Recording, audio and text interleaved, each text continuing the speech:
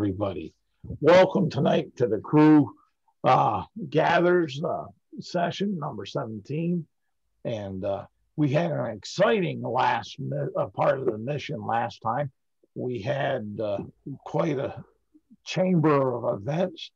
The heroes discovered a couple fun things about the place and about themselves. And with that, Alvinek, can you give a quick uptick or back briefing of what went on last session? Sure. So we started in a volcano, having just entered through what looked to be a hidden door that had been left open. Found an individual residing in the volcano for reasons known only to them.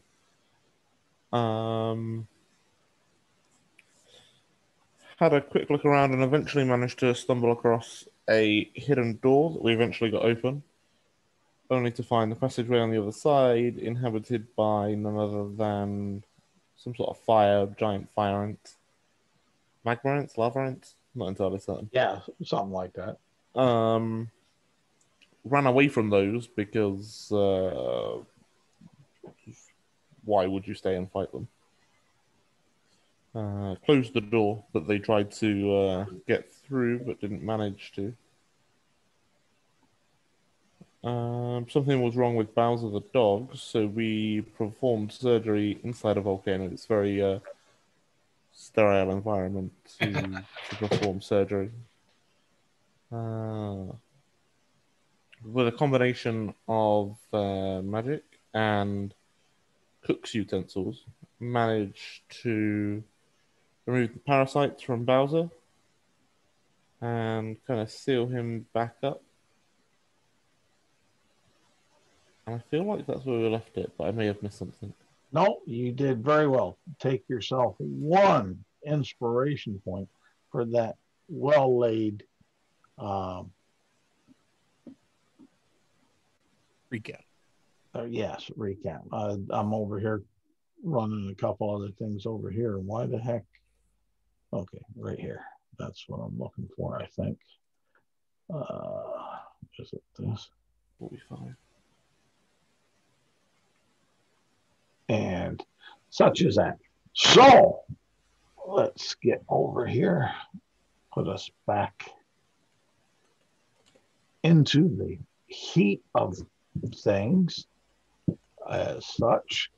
And we'll put that right on over here.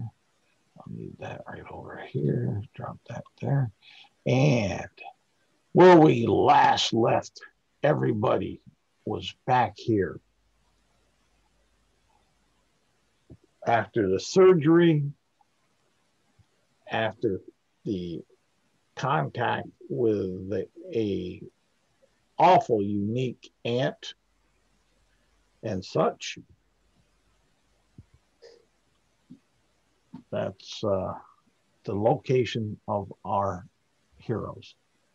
So what are you doing? You just finished up from taking care of Bowser.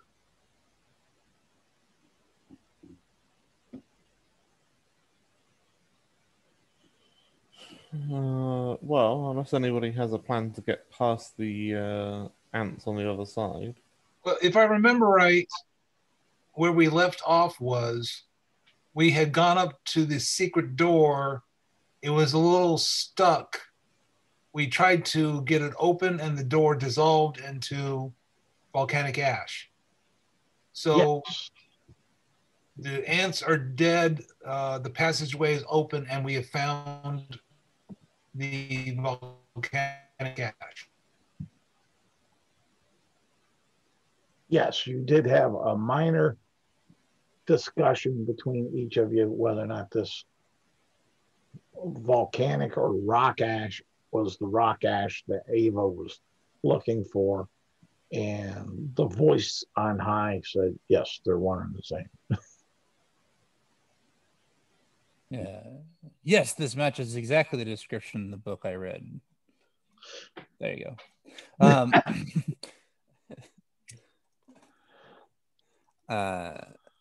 So I guess what that means is we're now looking for liquid fire here, unless we want to try to use alchemist fire instead. And we still haven't found any evidence that Tifa has come through here yet.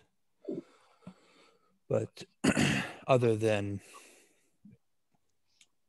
a guess and a hope, I suppose.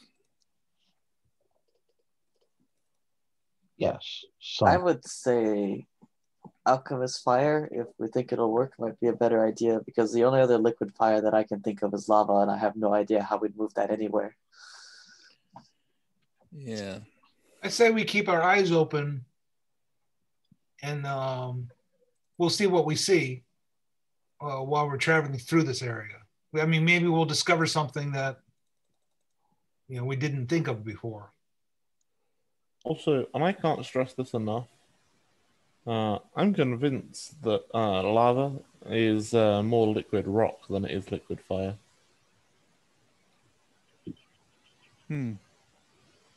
Yeah. The plane I'm from, the plane I was raised on, no, this is the different character. Never mind. Helion was raised on the plane between the elemental plane of earth and fire, so she's fairly familiar with this kind of stuff. But yes, but she's not a. but she's not here, so that's Not here. She's not the veterinary surgeon. Ava will say it does seem like this volcano was carved out by something other than natural flows, especially with the large gate and the hidden door.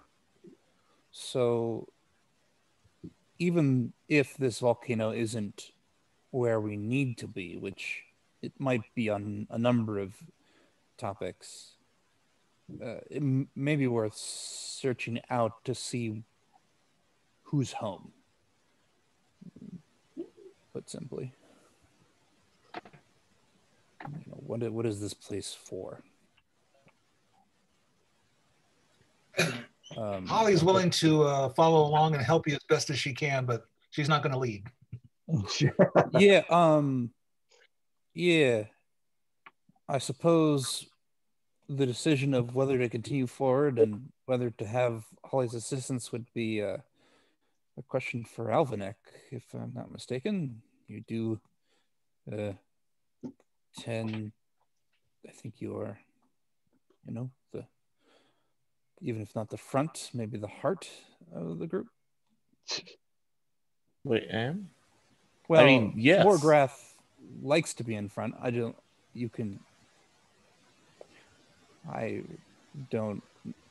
Yes. Mm-hmm.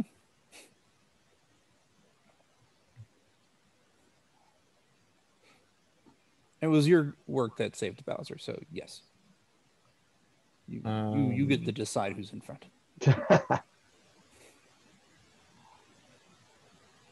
Well, all right then. Hey, Morgrath, you want to go in the front? Are we going away from lava? Sure. Are we going towards lava? No. All right. I guess I'm going in the front. Have I mentioned that I really don't like lava so far? Yeah, me either. Yeah.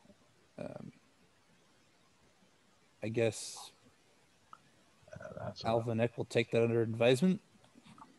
That's a fancy word, right? Well, yes. I mean, if you really don't want to be here, there is a door that leads outside. We could open, but there are. Oh, I won't leave you guys behind. I'll be here to help out if I can. I just don't like lava.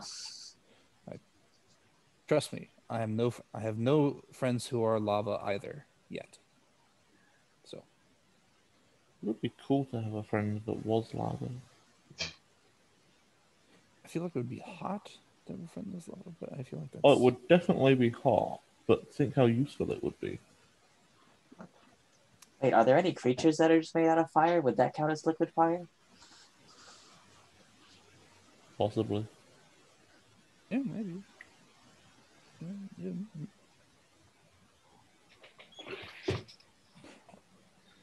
I'm not friends with any of those either. So. Do you need some assistance, Alvanek? Is there something I could do for you? I mean, you could make it less hot in here. I don't have anything that could do that. Yep, didn't think so. I regret to inform you.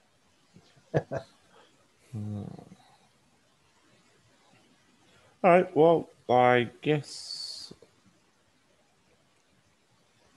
I suppose we could wait, and I could ask for some different spells from Sayanin.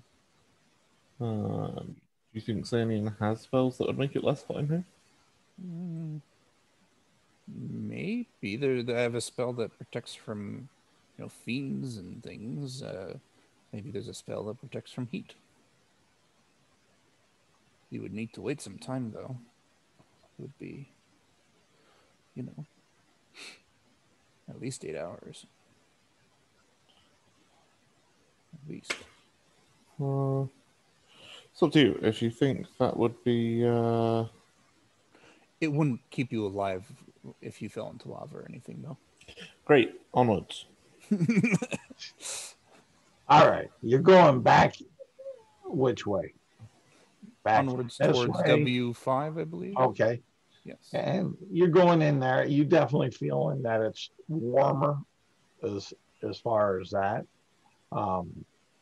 What kind of pace are you setting? I would call it a steady pace. He's not... It's not a crawling pace, but it's definitely not a forced march.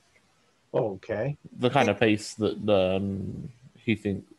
It's the kind of pace that he knows he would be able to keep up for hours on end without any real problem.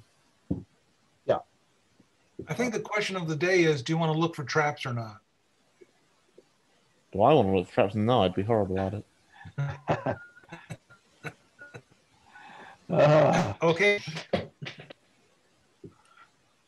As Do far I want somebody else to look for traps? Sure, but nobody else wants to go in the front. So, like... Alvanek, if you haven't asked me if I wanted to go in the front.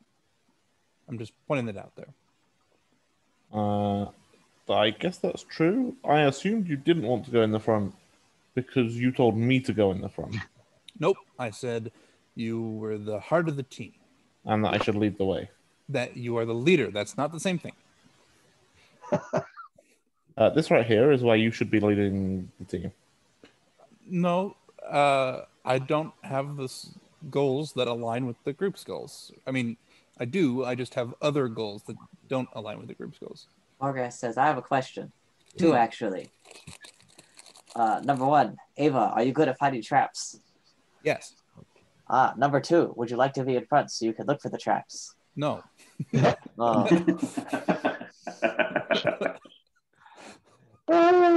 I understand. I have volunteered everyone else, so I will take my punishment for my transgressions, and she will head into the room with the same pace that Alvanek had, maybe a smidge slower. A little more cautious. all right. Because she is going to be looking for traps. All right. Give me right at the moment a investigation check. Oh, investigation, you say? Yeah, you're trying to find traps. So. Yes. Well, there's no possible way it could double crit fail. Or not. 21 is my investigation. All right, I got that for this first round. I'm going to kind of run it in a modified initiative, just to track rounds and time for certain things. Sounds good. As far as that, so you're moving along this pace, so that's 10, 20. We'll say you get to about here, 30. Is there a distance between you and the rest of the party? Yes, it's the distance that they decide to keep. What? Yeah, but they're here again. Asking the party. From him, Holly is about 30 feet back.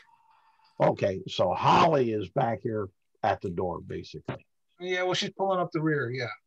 As far as marching orders go, Morgrath will he'll be in the back because I have a decent speed, so I can get to the front if necessary, and then I can watch out for ambushes if we get attacked from the rear. Okay. Now, if Holly has to pull up to 20 feet, she'd be okay with that, but she's still squishy. Yeah. Yeah, that's why I figured I'd be in back, and somebody else can be like second, and that'll put Holly somewhere in the middle. Morgoth is at the back, so Amanek will sit out. I don't know. He's probably right behind Ava. He feels kind of bad that she took the front. Okay. Okay, and Mickey. Yes. With everyone else finally moving, he finally finishes faking his sentry rest, and decides to take the rear. Okay. Great. So what's happening here is you've got Ava and Alvanek at the front, and then 3 people fighting to be at the back. Yeah. Let's see here. All right, if you guys want to be in the back for the ambush, that's fine. I'll be safe in the middle. I'm totally okay with that. Ambush? Who said anything about an ambush? Me, very specifically. But if they want to be in the back, that's fine. I'll be in the middle. Actually, I purposely put myself in the back because I expect that if bad things come from the front, they'll see it coming. But if bad things come from the back, I probably have a better chance of getting through it than the rest of these people. Wait, not only do we have 3 people fighting for the back, they're all fighting for the back for the same reason. Yeah. I'm glad you think you're more qualified to take up rear guard position than me. Let's just move to the middle. It's here again. Maybe I'm overreacting as a GM here. I got one of those days with my sugar, so please bear with me. Also, to make note, I am just being courteous, and I just got here, so I'm going to assume I already heard other people. Offer. So I assume that you have the ability to read all of our minds. Yep. So that's my assumption. Glad you're on board. I'm assuming I heard. If I didn't hear, then I said it out loud. Don't tell me no. All right. It's fine. Don't worry about it. All right. So it sounds like marching order is Ava with Alvanek just behind. Probably Morgrath maybe 20 feet behind the 2 of them. Wait, let me double check my speed. Can I get in front of them if I at 20 feet? Yeah, 20 feet behind them. And then Holly is 10 feet behind Morgrath. And then Johnny is not the name of the character. Metal Dude is behind Holly. Yeah, Mickey. Yes. Sorry about that. That's all right. All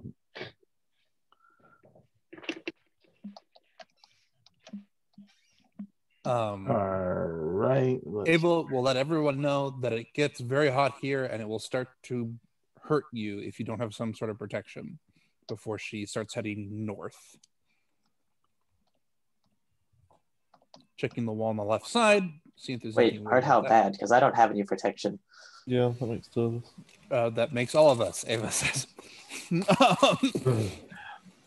Well, as in continuous fire damage hurts. I can't go this way then. Now in north, are you meaning up this way? Due north on this way. All right. So, on the map, yeah. All right. She is checking the left wall there because it seems like there's something on the map there, and she just heads up to that kind of pit thing. Okay. Give me an investigation roll.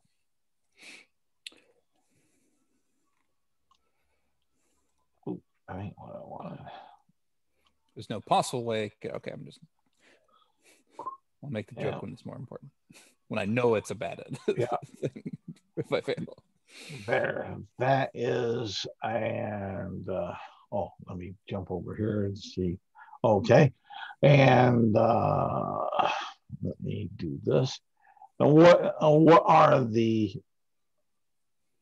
Damn, that dice roller's hot for me tonight. Why, thank you. I think I speak for everybody when I say we'd appreciate it if your dice rolling was less hot. Cold would be preferable. Yes, it would be. But all right, and you guys in the rear, you follow along at the same pace. Holly's going to try pulling out her blanket and seeing if she can cover herself. Yes, you can pull your blanket out and you can cover yourself. I would move us up to just the entryway of the big room. Well, yeah, that's kind of where it was going to go. That's about your 30-foot movement, right? For the standard of you guys. So there, and yes, right.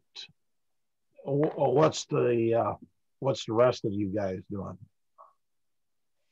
The rest being, since Ava already told me what she's basically doing, it would be Alvanek, Mickey, and Morgrath at the moment. Well, I would have already put on my stones, my stone durability. All right. I basically have my shield and my flail out. Okay. Just as a cautionary. All right. Because he feels kind of like, how do I put this?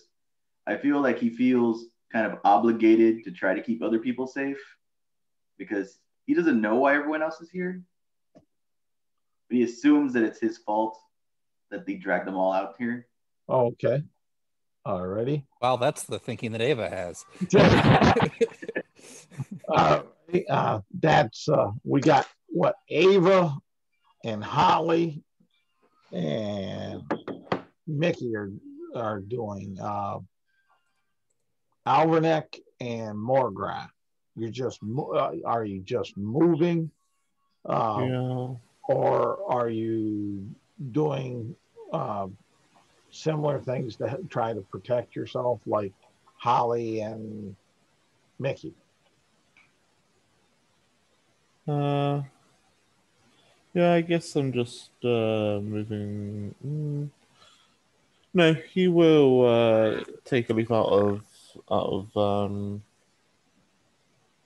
Holly's book.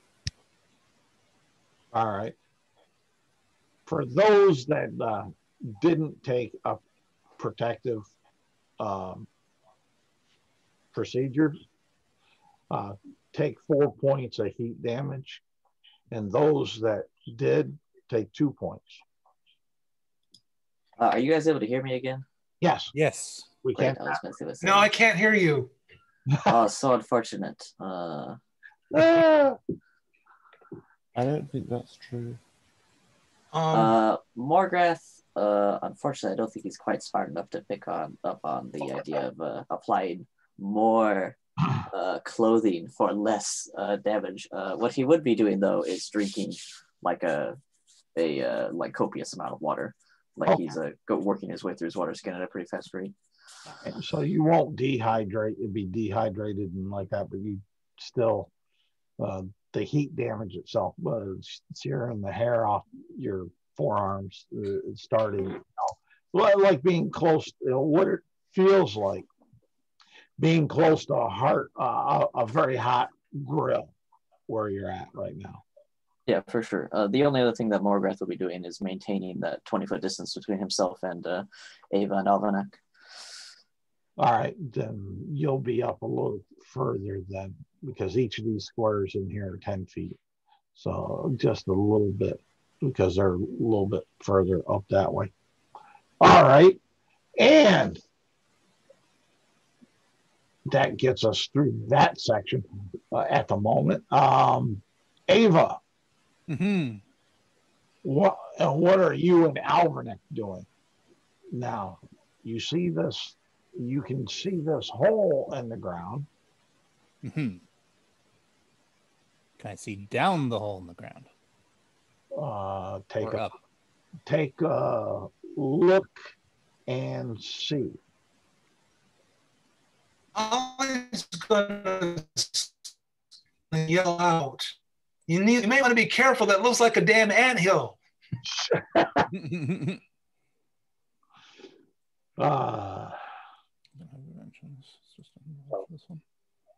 Let's see. 25 was my perception. Oh, if that's what you're asking about. Well, actually, I wasn't, but I'll use. Oh, you said something about taking a look-see, and I was like, Are you looking? Instead of, are you looking down in it or looking across it? That was kind of. Oh, I was looking down in it. Okay. Give me a wisdom save. Yeah. Wisdom. 18. Okay. You're not totally flabbergasted, but you feel cool air coming up from this hole. It feels rather comfortable.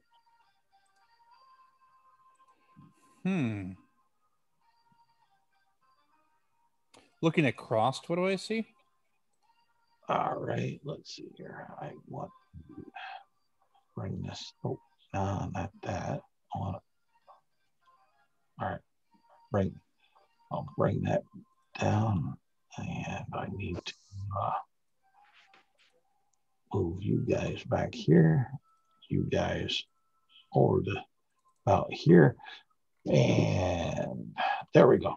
And what you see is this big, about 15 foot across black hole down, and it's black. You don't see anything in it.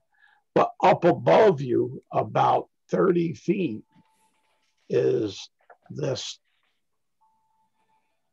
ledge right here. That's 30 feet from where you are, above you, vertically.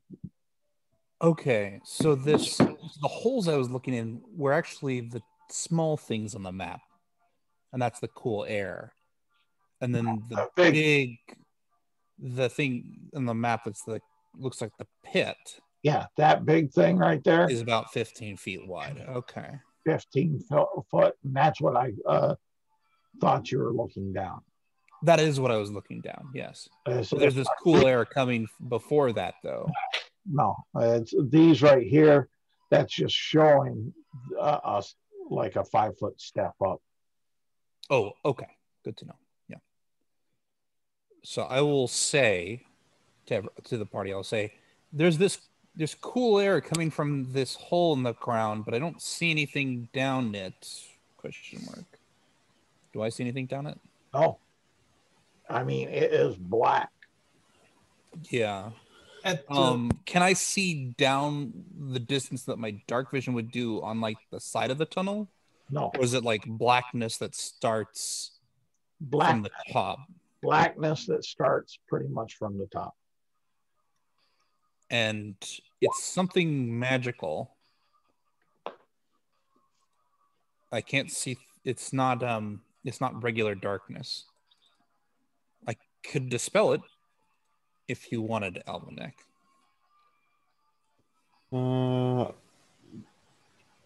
Could do. Margrath heard cool area, so he moves up there. Yeah, so does Ollie. It's not large, so maybe just to let everyone know that you're going, because it's going to be hot and then cool. I call back. I'll move as quickly as I can across the hot area. Yeah.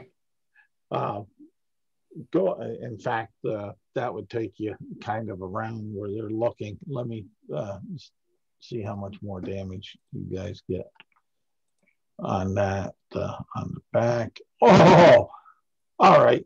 You guys get 1 point of heat damage, but those that are protecting themselves don't get any. I have a question. You keep saying in the back. Are the people in the front, do they never take damage? No, No, we've already taken it. they've taken about 8 points so far. Okay. Well, right now they are by the cool area, which makes it more bearable. Yes. Yeah. I was just confused because he put in chat one time, and then the only other times I've heard him talk about it has been in the back. So like I guess he messaged people, but like I didn't hear anything. Well, that's because they first started off, I gave direct messages in chat to them. Yep. How much space does the cool area encompass? That is something I'm not clear Well, on, which is part of the reason Ava mentioned it. But At cool air, I'll draw a little circle here, and let's see. He's talking about for us. Yeah. yeah, the reason I don't know how far it expands out. And that's what I'm getting for you. Right. I am saying that for Phil's sake. And as far as that, we'll say right about there is what you see the little hazy white. Yeah. Okay. All right, it doesn't look like Morgrath won't go up there then. He's not going to crowd anybody else out. Well, there's plenty of room. I mean, it's 15 foot up there at the front of it. That opening is about 12 to 15 foot wide. So we can easily all fit up there. No problem. Yeah. Sure. That doesn't quite match up with what I'm seeing, but that's fine. So if it's 3 squares, that's 3 people, and then we're squeezing if you put a fourth in there. But the squares are 10 foot. That's kind of what I'm saying. That looks like 1 square to me. So like with a little bit on the side. Yeah, and that's what I'm saying. It's about. So it would fit 6 people if there wasn't a giant hole in the middle. Yeah, that's kind of what I was looking at. So it's kind of more like 2 people plus 4 people if they want to squeeze around the edge of a giant pit to death. Like it's not going to happen. Yeah. Morgrath, give me a intelligence roll. What an intelligence roll for Morgrath? How about wisdom? No. Is this more like applying knowledge? No. Nice try. It's using a brain function. All right. Like memory. 3. Okay. You're good to go. You're there. You're kind of happy go lucky right at the moment. Just thankful that it's cool, not burning. So what are you guys doing? This damage rate is too fast. Morgrath is gonna say, if you guys need something, just holler. I'm gonna go keep an eye on Bowser. Yeah. Damage rate. Give me a wisdom check, Morgrath. All right. This will be better. 12. You would the check for this was 10, so it was way easy. You would realize that to go back to Bowser, you would take possibly the same amount of damage that you took to get here, where you're not taking damage at the moment. That's fine, but I don't know where they're going, and there's been an amount of time kind of standing around. Yeah. So all right, go ahead and dispel the darkness, Ava. Okay. Yeah. Hey Morgrath, can you hold on for 1 second? He's about to Ava's about to dispel the darkness. Now whatever is causing the darkness is unlikely to be happy that she dispels it. Yeah. Things that are creating magical darkness usually enjoy magical darkness, so when you get rid of it, they tend to get upset. This is the easier way to do this. So I'm going to use Radiance of the Dawn, present my holy symbol of sanding, and any magical darkness within 30 feet of me is dispelled. There's no roll or anything like that. Within 30 feet? Normally. Yes, within 30 feet of me. Okay. You still see darkness down the hole, but you can see 30 feet of the sides of the hole. Okay. So this is like flash of silver light, and it gets peeled away. And I say, interesting. Morgrath says, "Wait, I know what to do." And he pulls out a rock. Don't ask why he has a set of rocks. And then drops one down, and then listens to see if we hear it make a noise at any point. Immediately, Ava says, "Why are you carrying rocks?" And then, Morgrath, you do not hear the sound that you're looking to hear. All right. Well, there's no water, and I think that's a bottomless pit. The rock's supposed to make a noise, and it didn't make a noise. do I hear anything with my elf hearing? No. Okay. Holly's going to take her water skin, hold it above the shaft with the cold air coming out of it, and just hold it there for a little bit. Okay. Okay. All right. Ava will look up and say, "So this producing cold air, there's a ledge up there. We could try to get to it, but as mentioned, there's this pit that's kind of blocking the way." There was a whole other side tunnel that we just passed. Yeah. When I looked that direction, it seemed brighter, which in my experience means more lava, not less lava. So The pit's 15 feet across. the pit's 15 feet across and the ledge is 30 feet up. Oh, so you also have to go 30 feet up and across. Yes. All right. Well, I could jump 15 feet across with a ready start. 30 feet up, not so much. Yeah. So I remember one time I had to get up a hole that I fell down, and the only way I reasonably could do it at the time was to try to jump off a sphere of fire that I created, which remains to be my best option, trying to get up that high. I mean, if we could set up some sort of like anchor or something ahead of time that I could jump to, I could then climb up without too much issue. But the sphere of fire is affected by gravity also.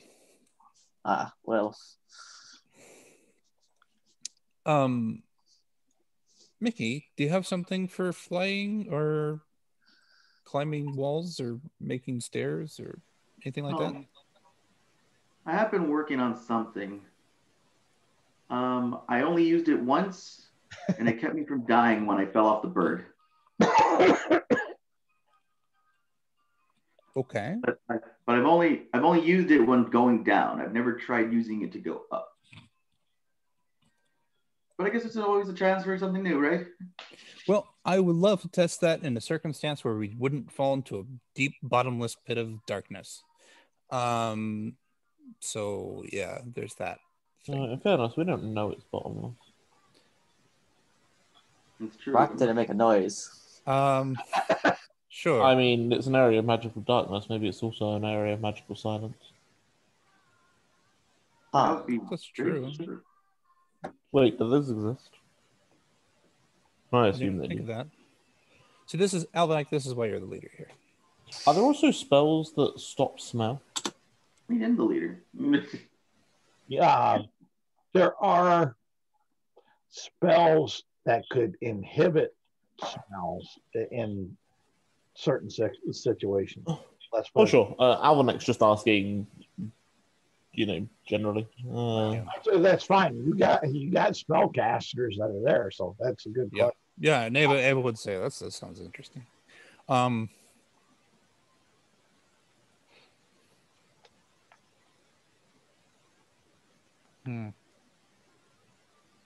So if we combine the two plans together, use whatever magic you have to help you with falling, along with a flaming sphere that maybe floats in the air a moment longer or something, and you jump off of it, I still don't think it's going to work. No, the plane is. I can only jump like 9 feet maybe up at a time. So even with a midway jump, that's only 18, which is just over half the way there. Yeah. We don't have climbing gear. Does anyone have the feather fall spell? I Oh, don't. that would be good. I assume that What's makes a you feather? fall like a feather. Yeah, what's a Yes. feather's fall spell do? It well, essentially changes your body weights to where you're like light as a feather. In which case, you could have the cool air bring you up. But I don't have that spell.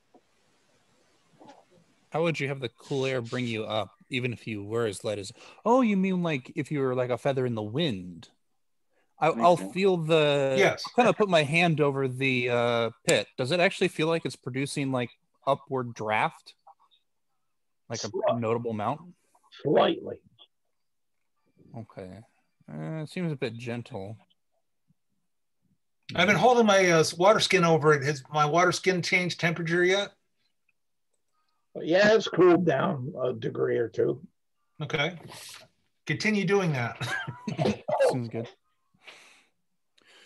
Well, I mean, if as someone cool can make as- me float, climbing becomes way easier, and I could totally jump onto an opposing wall and then just climb up.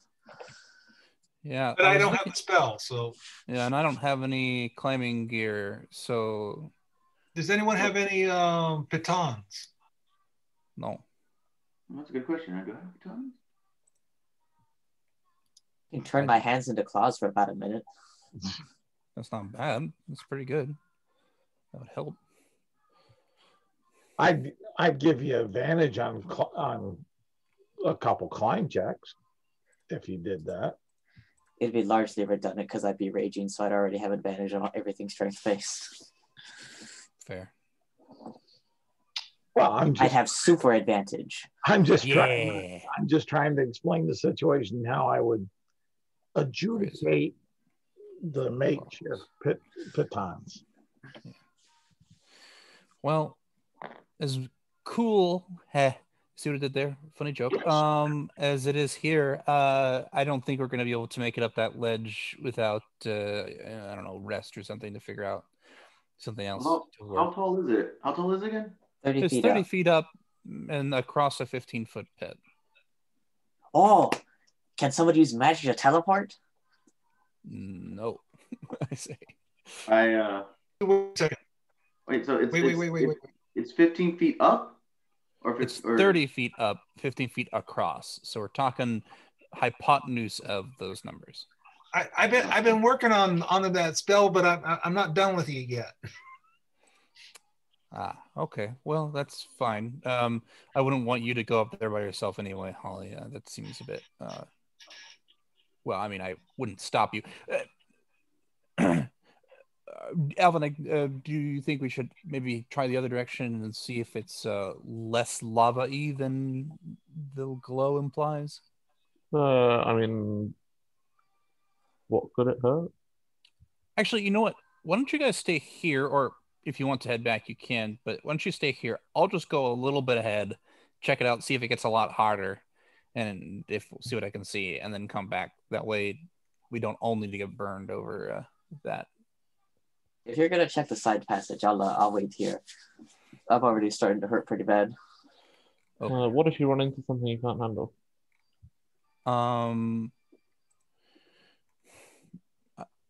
I mean, I feel like that's a good. I mean, I can go invisible. Would that help? Would that make you feel better? You know what? I trust you to know your abilities. If you feel like you need to be invisible, I'll leave it up to your preference. Cool. I'm gonna go normally then over to that other passage. Just kind of a real. I'm actually moving quickly this time. I'm heading over there, looking around, and then heading back, kind of thing. All right, so that's 10, 20, 30. You want to be here? I'll give you an extra 5 or so feet. Yeah, I don't think I would run up to the edge. I'm just looking to get to somewhere where I can see. Well, yeah, well, right in there.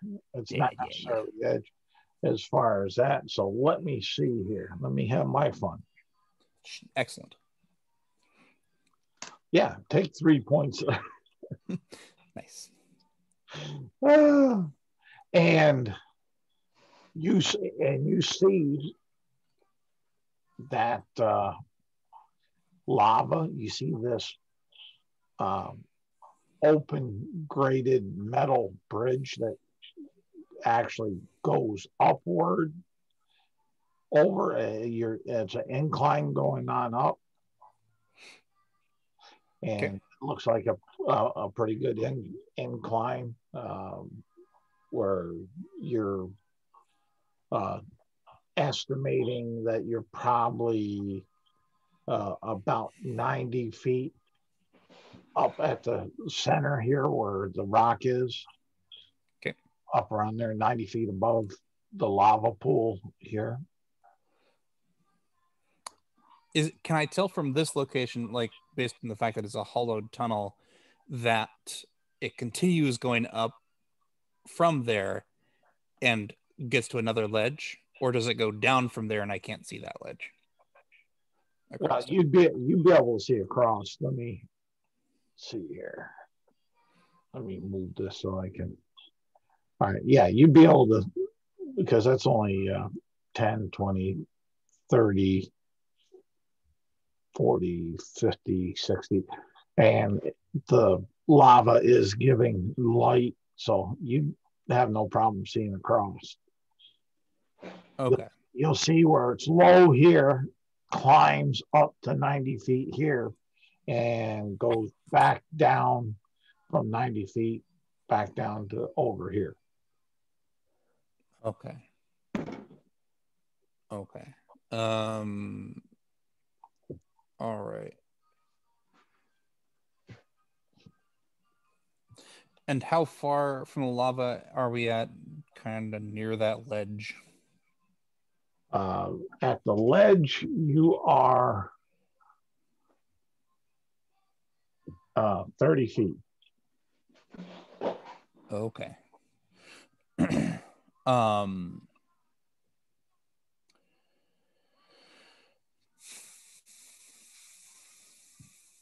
Yeah. So Ava will head back. All right. And she will report. There's a metal bridge across a lake of lava. Oh, take another 3 points on the way back. Oh, excellent. I know, but there is a there is a metal bridge over a lake of lava. It rises up quite a bit higher than we were currently at, and then heads back down to what looks to be like a ledge on the other side. So it might actually be cooler up in the pillar 90 feet up there, but we would have to go across a metal bridge to get there, and I don't know where it'd end up. Well, Obviously, somebody travels in that direction. I mean, that bridge is there for a reason. I would like to also point out, and I'm looking for those people who are not covered, putting the blanket over yourself actually helps protect you. And I take a little bit of my water and I say, I've been holding this over the cold area. It's gotten colder. So as we traverse this next area, I'm going to put the water on my skin just a little bit. all right. Well, and if you guys do the same thing, it may help protect us from the heat. I was going to say, wait, how does putting more clothing on make you less warm? It's the same way that when you put a coat on a snowman, it lasts longer. It doesn't melt as quickly. Wait, it does? Wait. Yeah. Why does that work? I mean, I could explain how and why insulation works to you if you'd like. Now it's probably not the time though. Real simply, if you're walking in the sun can burn your skin. If you put a shirt on, the shirt will protect your skin from the sun. So in this case, I'm using the blanket to protect myself from the heat. You should try it. It will help. And try putting some water on your skin, a little bit of water on your skin, as we go through this next hot area. I do think if we're going to go through this next hot area, we shouldn't be hurt. I mean, we're going to be hurt by the heat, but we shouldn't be close to being really bad. So if anybody's really bad, let me know. I'm sure I can do something. But so far, looking at Holly, she's actually looks pretty good for having protected herself. Right.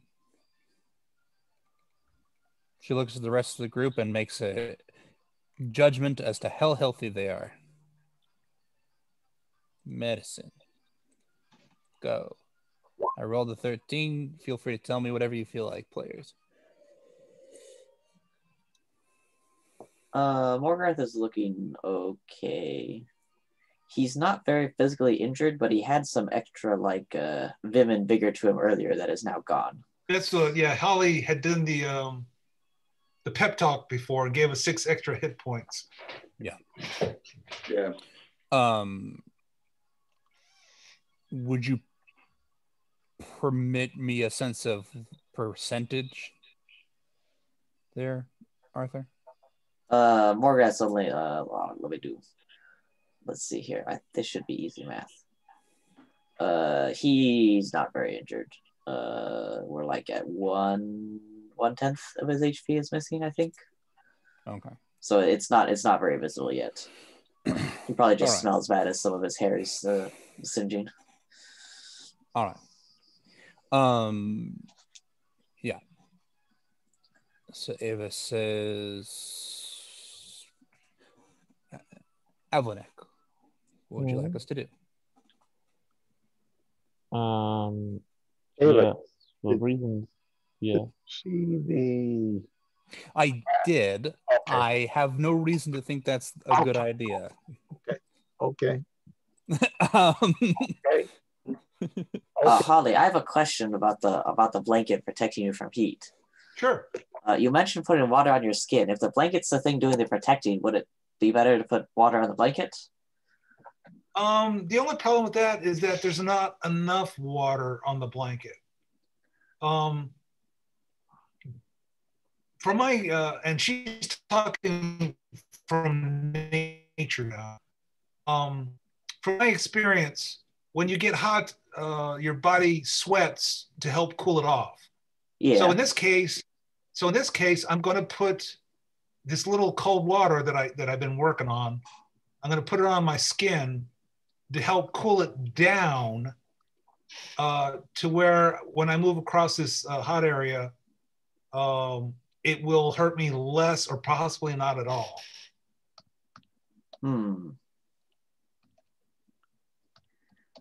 Ava, do you have you were able to create food and water, right? Could you just soak us in water and then we could sprint across? I can.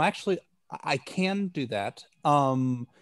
It has to be in containers first, and we actually already have those containers that we left down the tunnel, so they shouldn't have been heating up too badly. The only issue with that is that the water isn't a specific temp. It is whatever Sayanine thinks it needs to be. So hopefully that means it would be cool, but if we want to cool it down specifically, we would need to go outside or something. Well, theoretically, if we put all of our blankets on a pile and you created water, all of our blankets would be soaked. Now, how long they stay soaked is a different question. Hey, guys, shut up. Just shut up for a second. Well, that's rude. Does anyone else hear that? Hear what? No, nobody else hears it. No, I'm here. I could swear I hear somebody saying help me or something. Really? Have you been drinking enough water? Dehydration can make you hallucinate. Okay, Ken? And there was that weird slime in the jars earlier, which didn't really fix. That sounds a lot like Tifa. From where?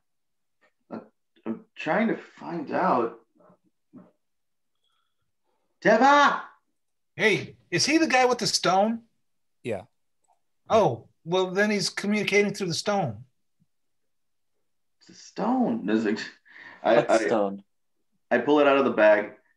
Is it actually coming from the bag that I'm hearing this? No, it's coming in your head. Okay. I was just checking. Didn't we figure out that Mickey had all of the stones? Yeah, He did. He did, and he destroyed one of them. So now we're down to 2. well, to be I think I destroyed yeah, one of that's the what I was going to rubies, say. yeah. Yeah, we were talking about you. To be fair, it was Ava needed a component for a spell and used one. Yeah. Hey, Yeah. Tifa, where are you? Inside. I'll roll a perception check to see if I can hear anything. I don't know. You can roll perception.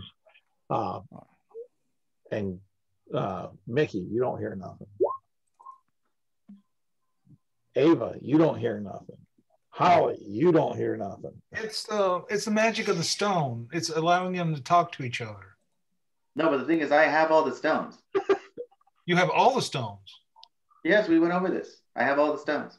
I believe y'all were really upset at this idea. Then Yeah, I don't know how I don't know how she's talking to you then. I do.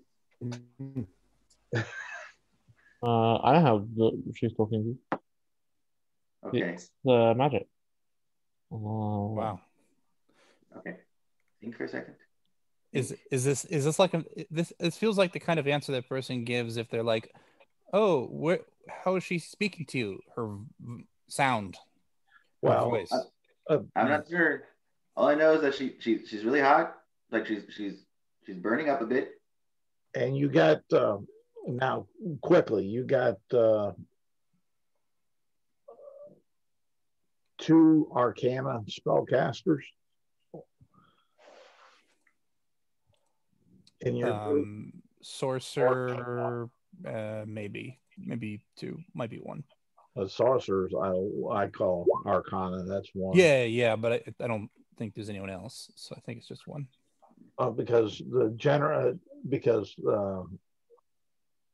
Arcana spellcasters might be able to recall a spell called Sending. Yep. That allows for a short phrase. I'm gonna try to roll. I'm gonna try to roll an Arcana to see if I recall this. Okay. I believe sending is also on the cleric spell. Is It is, and that's actually what I used to communicate to her before. Then any of you can try to think about that maybe that was the case. Okay, well, sure. I mean, I don't think it's unreasonable for me to think it's sending, but it doesn't help us how it's getting to Mickey. From Tifa to Mickey. Yeah. Yes. Girl, they need more than a voice here. You're a monk, right? Hit something. Are you underground? Is there lava nearby? Is it bright? Is it dark? Are you in an enclosed space? Do you actually hear anything she's saying? No, I'm just giving ideas for ways you can respond to her with so that she can give you more information. Okay. Honest, I do not know where I am. Well, neither do we. That's kind of the problem. Is there actually any sort of light source there? Can you actually see anything? The answer to that, I do not know. the answer to that, Tifa, is you're quiet at the moment. Yeah, we can't hear you super well through. Okay. No, All right. oh, I hear you fine as far as you yourself. But the character, the character's not saying nothing at the moment. Well, sending only works for a short time. It's not like telepathy. Yeah. Damn. Okay, so she's here. It's a good thing. Okay, so we have one of two options then, Ava says. Since it seems like maybe we're somewhere close. I don't know. We either risk it going across the bridge and just risk it, or I try to figure out what's the bottom of this pit using, or at the top of that ledge using risky methods. Mickey, since you and I are the ones who are looking for Tifa, do you have a preference? I mean, the bridge obviously leads to one way. Yep. The hole, we have no idea where it goes. Yep. But also, I don't remember how she's getting in touch with us. But I have to assume that unless she has something on her, she has to be relatively close to do it. I think. Yeah, that might be it. Yeah. So, based on where I'm standing, I'm going to assume she might be in the hole. But I don't know how far deep that goes. From what I remember, the sending spell. Well, I think you can be at a greater distance than in the hole. Yeah, but there's also a message spell, cantrip, or other spells that might communicate. Just to, I'm not a spellcaster and I'm not an expert, but logic is something I can do, and I don't think she's in the hole. Ava's going to cast daylight to try to dispel the rest of the darkness. Because, hold on, hole. because your friend is hot, right? Yeah. And the air coming from that hole is not hot. Yes. Good point. Yes, that's definitely true. Ava finishes casting the spell before you even say that. Oh, okay. So the daylight spell is a 60-foot radius sphere of light spread out from a point I choose within range. And I choose a 60, and has a 60-foot distance, so I'm just choosing as deep into the hole as the spell can go, basically. Okay. The sphere is bright light and sheds dim light for an additional 60 feet. If you choose a point on an object, actually, yeah, I might do an object instead, but we'll get to that. If any of this spell's area overlaps with an area of darkness created by a spell of third level or lower, the spell that created the darkness is dispelled. That's what she's going to try to do. All right. Yeah, and because she's kind of doing it hastily, she doesn't just think to put it on an object. She just drops it as deep as it can go. Oh, okay. Well, you probably have a range on the darkness or anything. like 120 feet. So, assuming the darkness is dispelled by it, then it should be 180 feet down of light that it gives. If it's not dispelled, then it gives no light at all. It is dispelled. Okay. As far as that, and let's see here, and what you will see. Get over here. I'll make it larger, so it works that way. Hopefully, yes, I can move it at least over here, center, and bouncing ball. What you see is a platform, like with some glyphs on it right here at the bottom of that. Is it surrounded by lava like in the picture? Well, you can't tell that from the 15 foot. Yeah. What you get is the center of this.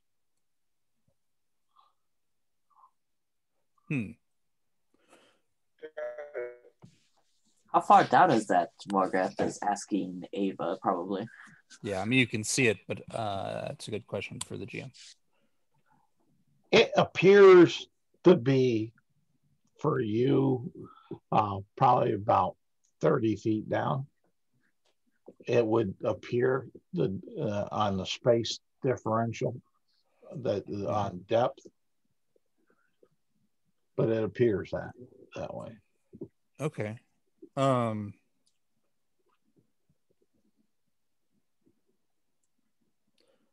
Yeah, it doesn't seem like she's down here. Morgath is eyeing it suspiciously because in his mind he dropped a rock and it definitely should have made a noise at 30 feet down. So there's something really weird going on. He doesn't like it. Yep. Ava had the same response as she looks surprised that it isn't darkness all the way down. Morgath says, I don't want to go down the hole anymore. I'm going to drop a copper coin. I just want to see it fall. All right.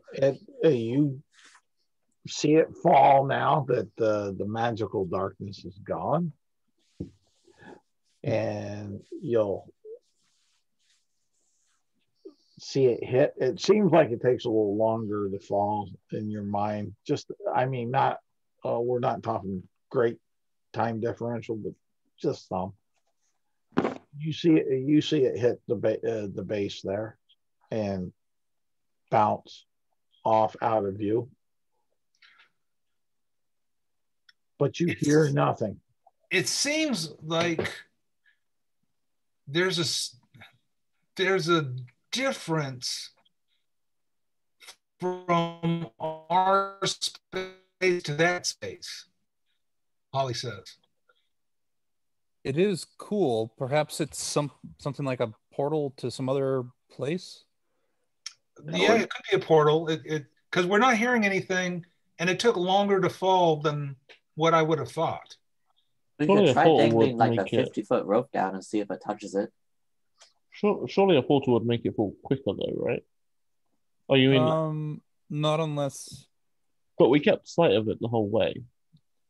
Well, I don't exactly know how portals work, honestly. But I think it's mostly irrelevant because there's cool air coming from up here, as you mentioned. I've seen a portal to the Feywild, and it's just like walking through a door. I mean, it's.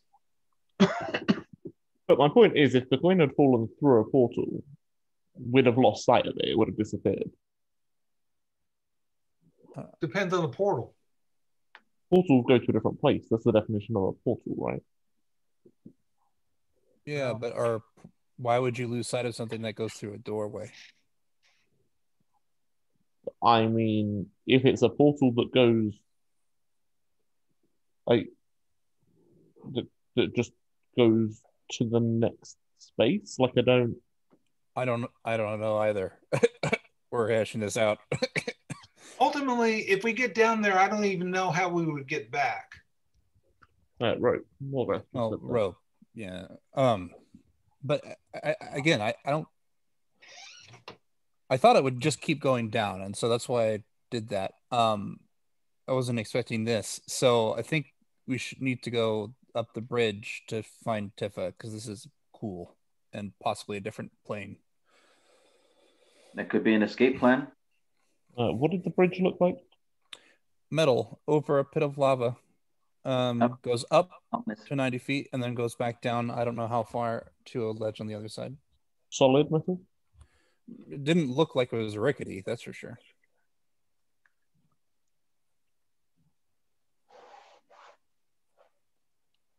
Yeah, there wasn't any wood or anything. But was it one continuous piece of metal? Yeah. Oh yes, to answer your question earlier, Ava, the reason I have a rock collection is because when I was with the company still, there was a wizard who came by and he told me that I should collect rocks from different areas. Huh. So now I have a rock collection. Seems cool to me. I don't know what they're for, so I throw them at things if I think there's a trap. Yeah, or maybe sling light spell. I mean, it works light spells. So, I mean, it was a good idea. This is funky and dumb. Yeah, usually the rocks work to trigger whatever trap it is. I don't know what's on this one, though. This is weird. Well, I'm going to keep an eye on this because this is at least a good idea to get out if we can't get out. Yeah, I mean, I still think the plan is to head south if we're in trouble, like the other way, where we know we can get out normally. I would if argue you're like that... if we're like trapped, like we can't go that way. This is an okay. That's what I'm saying. I like my options. I like to keep options open. It's easy. Agreed. Hold on.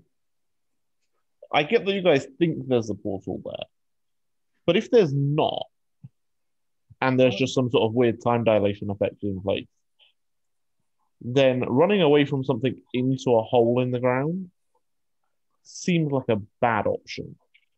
Because then we're just going to be at the bottom of a 30-foot pit. Morgath says, all right, I have some plans I want to put forward, and then you guys can decide what we're doing. A rope is a good idea then. But yes, Morgath. If we want this as a possible escape strategy, we're also going to want to be able to get out of it, probably.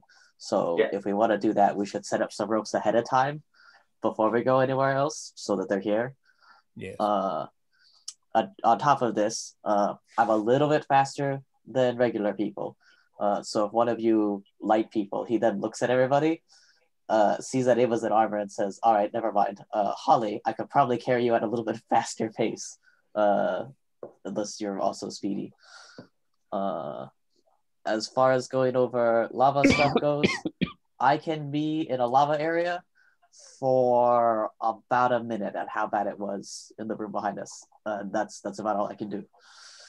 Yeah, and this is what I was talking with Mickey, because Tifa's here somewhere, or might not be here, but she might be here somewhere.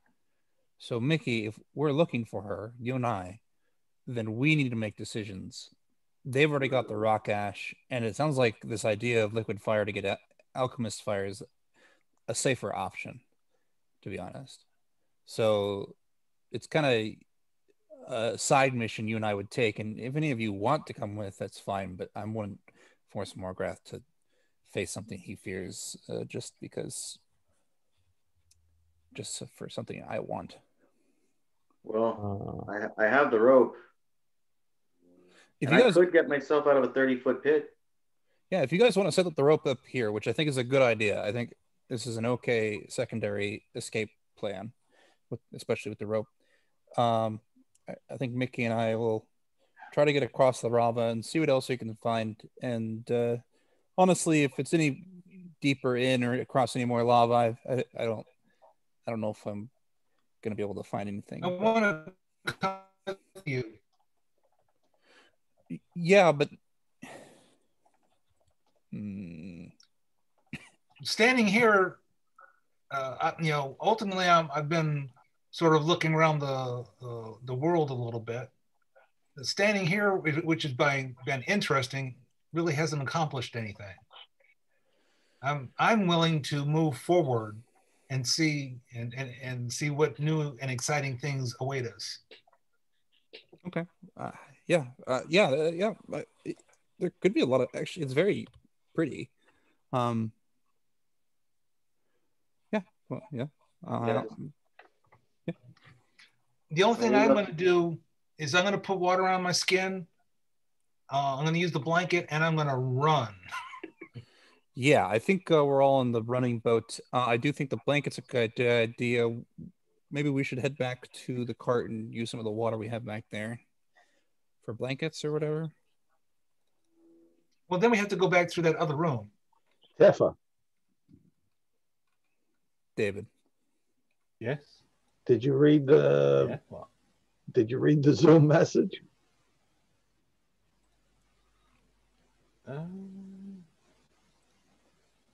All right. Help me. Come and save me, please. There you go. That's my short sentence. Okay. That's to Ava.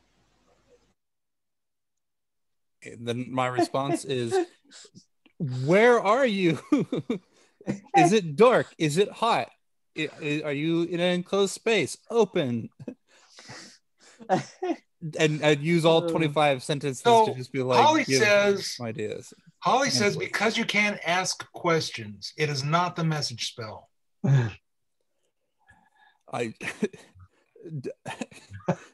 Ava says this telepathically. With a message spell. First of all, Ava says this telepathically. Right. So you don't even know anything's happened. And then she says, Tifa just sent me another message, and it included no information still. This Tifa person is making it hard to rescue them. Yes, I asked her some questions in the hopes that she can give us more information. I do not know where my character is. I have no clue. That's what I'm trying to set up for you, so you can quickly, not intensely, but quickly describe. You're in this area, right here, that you over. So she was you're not in the center, but you're in this area around here, so you can pick from the picture. She'll say, I see pillows. Some of them are standing, and some of them are falling down. And I see a big giant circle with weird and unusual patterns on it. I do not know exactly what it is, but it's very weird. And is it hot down here, GM? Or is it cold? Or it's hot. It's hot. There is light source, but I don't see anyone. So that's what you were able to try to let them know. Okay. So I do see a big giant statue behind me. Okay. Of a person, but I can't see their face. I can see their feet. So I will consider that. It says, Tifa says that she sees columns and there's like a magical circle.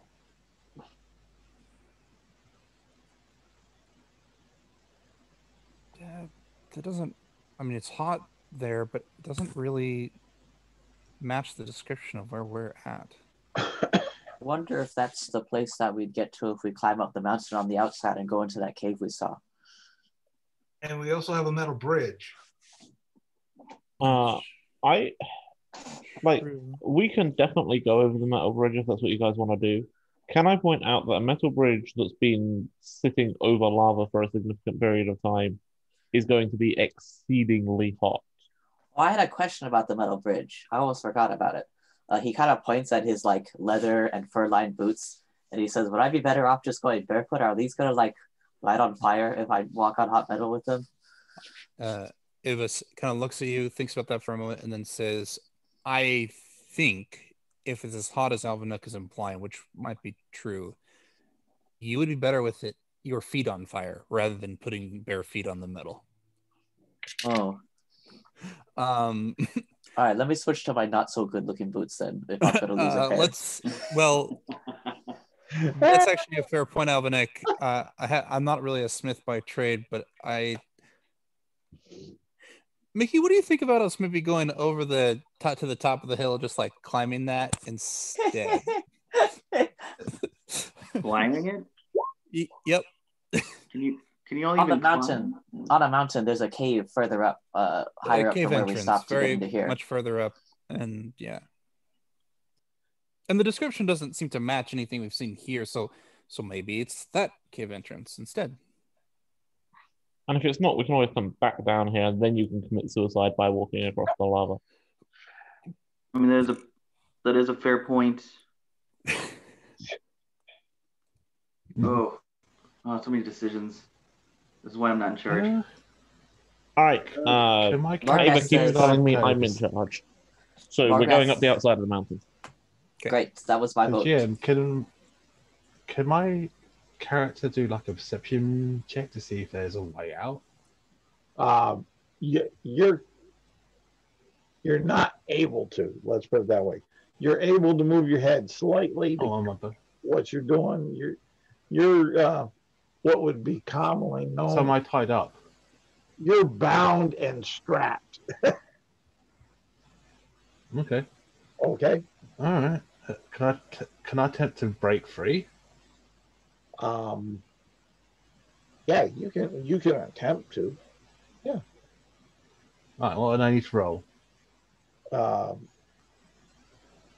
Give me strength check. Strength, yeah. Yeah. Straight up strength, yeah. Well, if you got strength is saving throw. If you yeah. I did it. I got a Oh, you didn't? 25. Yeah. I did. I got 25. There you go. But you didn't. That's You my didn't strength. yeah. 25. You did not break free, is what I'm telling you. Holy So smokes. with a natural 20 and a +5, which is a 25. Yes. Yeah. Okay. All right. Damn. Oh, jeez. Okay. You're back. What are we doing? We're going up the outside of a mountain. Yes, we're going up the outside of the mountain. I've made an executive decision. All right. And So let we me. head back south Yep. quickly through that hall, Easy. like Bowser. Yeah. Even though I got a 25, I still didn't break free. Oh well. Well, there are some things that you just aren't going to break by hand. Yes. Yeah. Without giving stuff away, yes. You guys will take, if you're unprotected, you'll take 4 points of damage. If you're protected, you'll take 2. What about the cold water? Does that help at all? That's part of protecting. Yeah. No, is the answer for Ava. Okay. So she takes Thank you. After Thank you. I Morgrath have more. Thank you, sir. I have another. after Morgrath comes back across, he kind of looks to Holly and says, "Wow, the blanket really did work." Yes. So you guys are right over there, and I'll take that. You're collecting Bowser. Bowser really does not want to move. Yeah, isn't he still like recovering from surgery? I think we need to leave him here. He is I'll be recovering honest. from surgery. Well, we might want to carry him, a bit further away from the heat. That should probably help his recovery. But yeah, that's fine. We're not gonna be able to bring the cart and him up anyway. And the whole point of us going in here was just to find a safe place for him. So this area in here is comfortable heat. It's not hot. okay. This is all comfortable Well, in there. yeah. I mean, I was looking for a cool place, honestly, but yeah, moving him might be worse. So yeah, it's fine. Like, so as far as this cave area is concerned, comfortable is the best we're gonna get. Well, if we go down the tunnel that leads to the outside, it would probably be cooler, but Yeah, it's not important. But you do to remember, you do have a storm out there. Yeah. So, out we go. All right. And hope for the best. And let me stop the share here, and we'll go right on back over here. Let me drop this on down. And you're there. Outside, you see the other entrance that you're looking for up the road. And did I have a picture of that handy? No, I don't, but that's all right.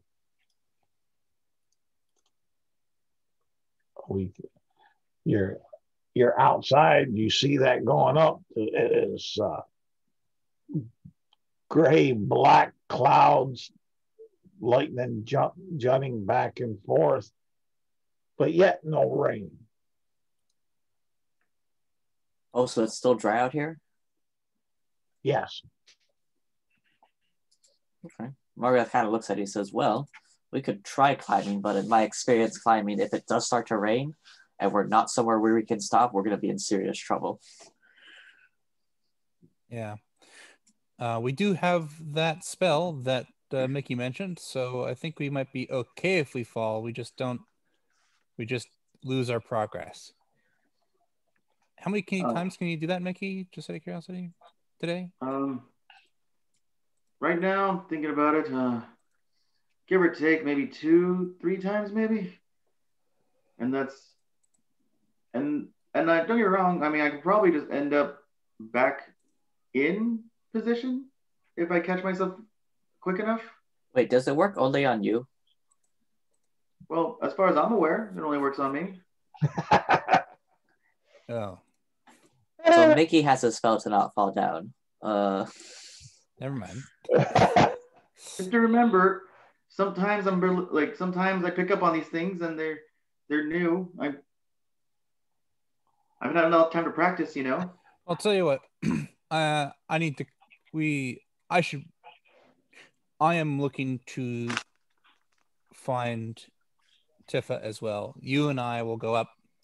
Anybody who wants to follow Holly, feel free. And if I fall, you can try using the spell on me. And if it doesn't work, it doesn't work. It's a risk I'm willing to take either way. So, All right. As a something to put forward, Mhm. I'm gonna come with you. Maybe not you because you're in a plate. I think I could probably carry you if I needed to. Wouldn't be a horrible idea to tie us all together. yeah, that's a Especially good if idea. Morgrath's coming. The two of us are probably strong enough to hold the rest of your weight if we need to. Not all at once, admittedly, but Right. Yeah, it's a good idea. I don't think we should tie Mickey up though, because if we fall and he can't do it on other people, then he'll be pulled down with us. I guess. But otherwise, it's a good plan. And Ava starts taking out some rope to tie to people. With 50 feet and 4 people involved, that's maybe 5 feet between each person. I after also have wrapping it around. 50 feet of those. If you want more space between people. Do I you don't know want that to we drop do. more than 5 feet with a rope around your waist? Not particularly. Yeah, so we'll just do the 50 then.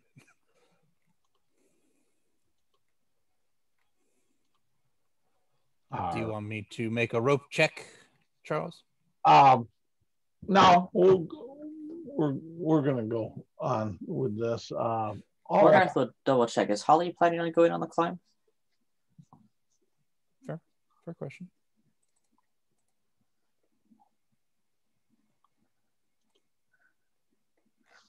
If you are speaking, Phil, we cannot hear you. Yes, she'll come. Yes. Okay. Alrighty. So you're kind of using climbing gear. Yeah, there's no pittance, but we're strapping each other to each other. So if anybody falls, we can all try to catch them, basically. I need one person. In fact, the lead person, the front person on this rope train, can roll me 2 climb checks with advantage. All right. I have a question. I got an answer. How long do I, looking at this, like how high up is this? Well, we'll say it's about 50 feet up. 50 feet? Oh, that's not that high. In which case, Alanic will volunteer to take the lead. And he'll go ahead and activate his Giant's Might to become large. Somebody falling, he will he'll have a better chance of catching it. Like he doubles his carry capacity if he doubles his size. So Yep. He also has a 20 strength, so I think and it gives me advantage on strength checks anyway. But So what I'm hearing is that Alvanek's a beast. Alvanek grows, and I actually was reading on Minotaurs today, and their sizes. With his horns, Alvanek's close to 10 feet tall anyway. Yep. And then becomes a large creature. Yep. So we got 15 on the first roll, 17 on the second roll, and my modifier for Alvanek. Climb check is that athletic? It can be if you're proficient in it. I am. Great. So it's a 25 and I'm a large creature. If that makes a difference. All right. For the first one, what's the second one? The second one is was a 15 on the die. Wait, I have advantage. Oh, the second one's a natural 20 for 28. Okay. You make it up to the cave entrance. All right. Guess I'm gonna use my trick just yet then. Whew. Yep. That's a lot of worries in my head. Yeah, so we all climb up. Now, it is worth noting we didn't strap Mickey because we thought he could fall. Though I guess with only 50 feet, maybe we would have. Just be like, here, you'd be at the very bottom. But yeah, sure, sounds good. All right. Well, what are y'all doing? Having a look at the cave entrance, I think. It's big. It's fancy, right? It's big. It's open. It feels kind of cool, like a cool breeze, gentle. It's kind of dark. It goes back in. It's 80 feet tall, 80 feet wide. Goes back in as far as you can see for about 120 feet. All right. Well, I'll cast light on my mace because I'm going to need all the distance I can get for something this big. And then I'll lead the way. Yes, that's what I will do. I'll stick close to Ava. Okay. Morgan seems much more interested in exploring a cave that he doesn't know for sure has lava at the end of it. Okay. I want to follow. How big is this cave? 80 feet. 80 feet by 80 feet. How is one of those measurements height? Yes, 80 feet tall, 80 feet wide. Oh, we don't know how deep. 120, you can see 120 feet forward. Okay, cool. All right, I want to camp it in the cave. Excellent. Yeah. Say what about Alvin? Well, Alvin is still a large creature, so I was concerned he wouldn't fit in the cave until that goes away. But there's plenty of room. What you're saying is I need to find a way to make myself into a gargantuan creature so I can't fit in silly caves. Yes. Correct. What's the rest of you doing? Because Ava and Morgrath are going on in. Correct? Oh, yes. Alvin is going in too. Okay. I'll go in as well. I basically take one of my torches. I'll light it. Okay. And I'll hand it to my mage hand to hold on for me. All right, Holly. About 30 feet back, but I'm going to follow. Okay. So you're all going in. Yeah. Great. Share. Yes, back to sharing. I love to share. It's fun to share. And you guys, as you're walking through the tunnel, you see the torch light or any light you have that kind of bends and flickers for a second. And then you find yourselves right here. Morgrath is so unbelievably disappointed to have more lava around right now.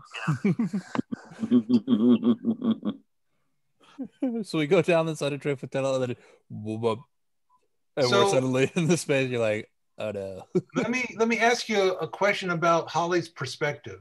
Yep. Do they disappear? What happens 30 feet back? 30 feet back, you see them walking down the tunnel. I'd see them. Yep. Okay, then I would follow normally. And your light would bend and boom, you'd end up in the same spot.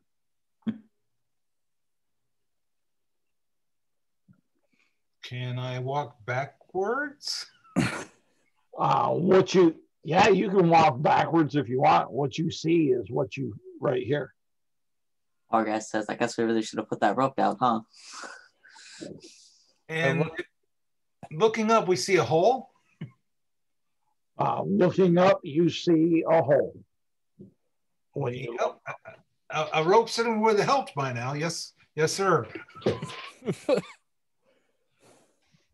It was like down, up, up, down.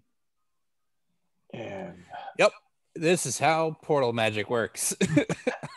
Alvin, wait. So you're telling me if we had actually gone down the hole back there, we would have wound up here anyway. You broke up pretty good on that, Phil. So I guess I was technically maybe still right. We'll just say that you were right still. Yes. I think we'll just say that. That's fine. My ego appreciates this. Thank you. if anybody is even slightly right in these kind of circumstances, they are definitely right. How hot is it in here? That's a good question. Actually, it feels at, for some reason, normal temperature where you're at. I'm assuming we see the... So good. If I walk over to the edge of this round thing, okay, and I kind of stick my hand over it, do I feel heat? You feel a gentle, cool breeze. Huh. Okay. What's Go ahead. the, what's the gap to the platform? Is that like a... It's like there's squares that are half and half. What are you talking about? This? The gap to the thing with the glowing green crystal on it. Oh, that? Oh, those are different pieces of rock at different elevations.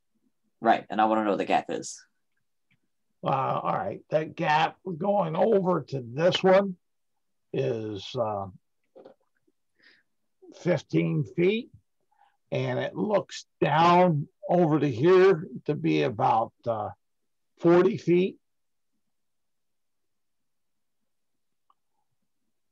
On this one that you're looking at.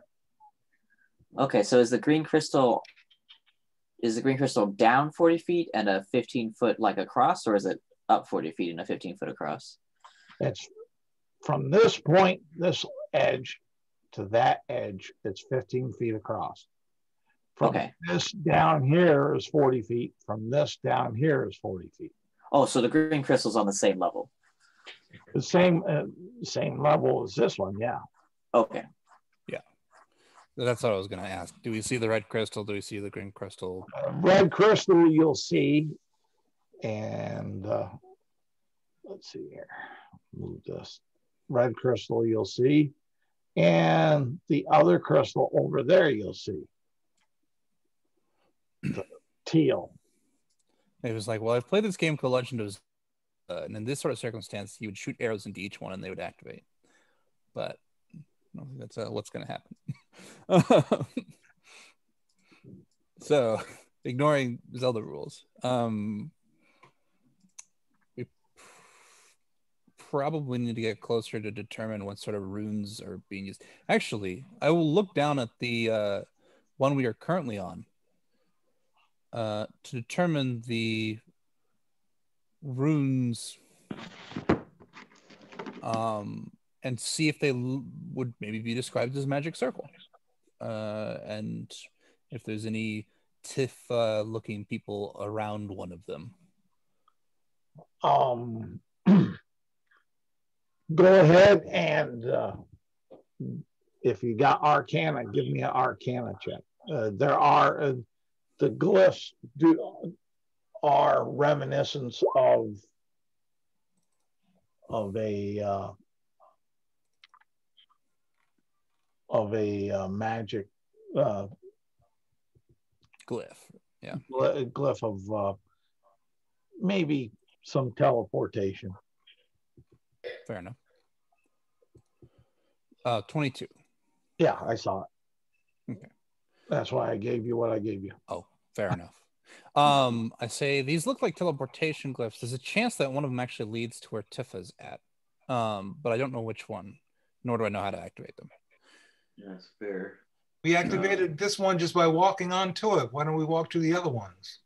Okay, says I can jump to the green one. I don't know about the other two. The other ones are kind of far. Well, if you're going to jump, I think we all should, just in case wherever it takes us is somewhere dangerous. Can all of you make a 15-foot jump? Actually, maybe half of us should, just in case it takes us somewhere dangerous and we don't return, the people who were here know not to get themselves killed. Actually, maybe we should just have one person do it, and then they can come back and tell us where it's safe. Where is it? I point across the ledge. It looks like a 15-foot jump. Imagine if we had just let one person climb up the mountain and go down that tunnel. We would not have any clue where they were. We'd be very confused, yes. I think letting one person or two people go is not the answer. Unless they can come back. Well, who knows if they can come back or not? Fair, I suppose.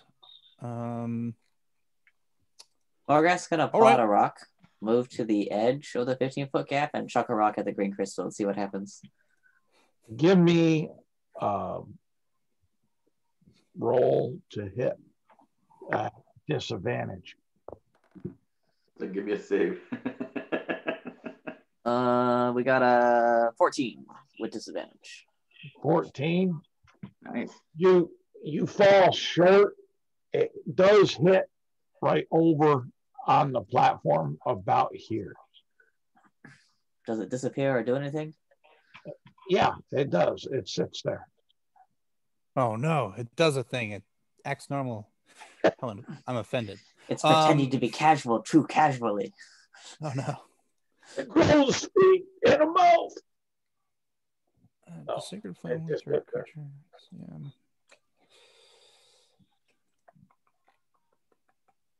I could try shooting all of them. I have a fire spell that could hit all three of them without much issue. So on this rock, it's not warm, correct? No, well, it is warm. It's comfortable. And cool breeze. If I stick my hand out in the in-between area, do I notice any temperature difference? Most definitely. Ah. Okay. Ava does a double take and goes, Mickey, you have a mage hand. Just touch it or something on one of the rocks, or touch something against it.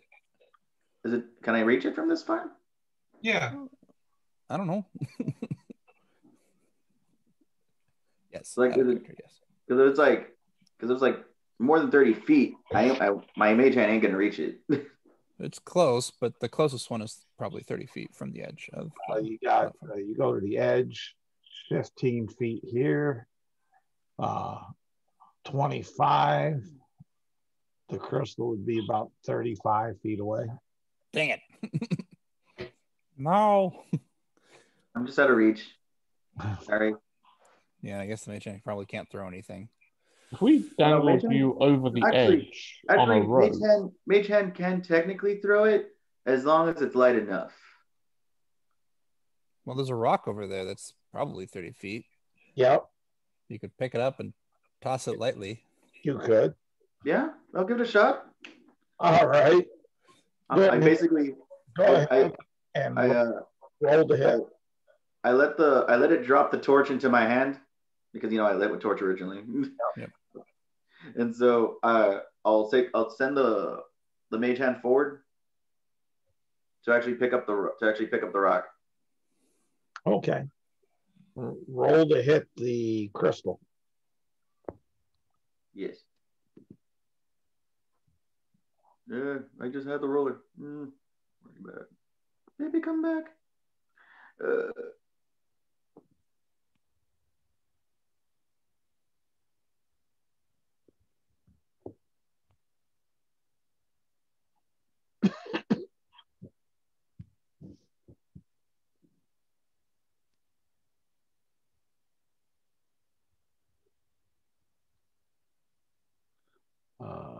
let's see here. That was 8, 9, 10. 10. I don't even know if I should be counting my strength here or not.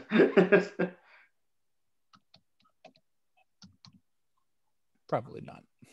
Probably not. It's an 8. Damn. The rock you throw the rock, it misses, it tumbles onto the ground next to the crystal. Give me a percentage roll.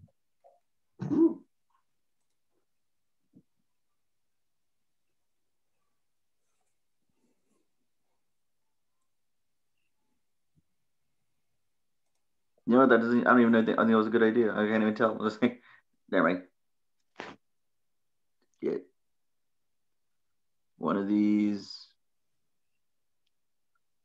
I guess this will be for the 10s. So 90. Oh fuck. Sorry. Or 96 technically. Yeah, technically it was 96. I forgot that they separate them in the other one. It rolls over and softly taps the tip of the crystal in the center. And I need everybody to make me a Constitution saving throw. Oh, shit.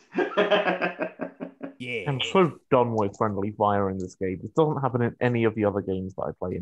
I don't know what you're talking about. Games. This rock was totally not friendly fire. I used Mage Hand to gently touch something that wasn't any of my party members. Okay. Oh, it was my party members' ideas. Yeah, it was my party members' ideas. Holly and Ava, you're all right. I'm waiting for the others to roll in. I'm just checking. All right. Yeah, I have proficiency. 25. Okay, you're all right. I'm on Constitution, right? Yeah, I said Constitution. 19. You're all right.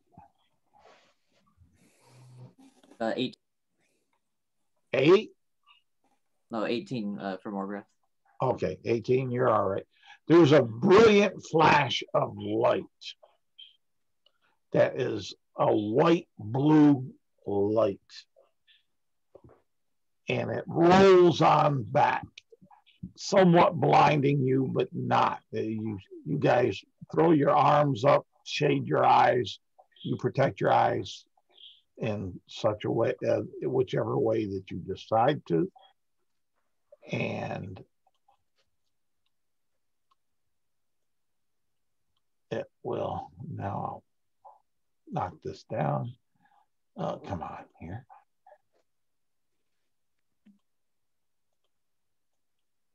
And that puts this right over there. And you are in the middle of this right here. And you see over here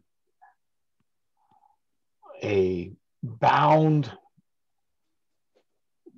female body that two of you would somewhat recognize, but it's difficult, but recognizes Tifa. There seems to be certain glyphs that are painted on her and such, as far as that. So that's where you guys are at. And you see Tifa. Hey, is that the person we're looking for? Yeah. Yes. Sure. Oh, damn, you're alive. I was so worried.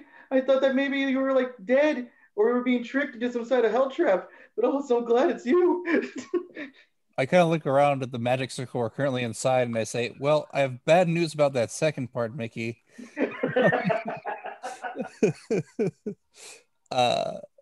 But I will attempt to leave the circle towards Tifa and attempt to free her. Okay. And it gets warm. It gets hot. Oh. How hot?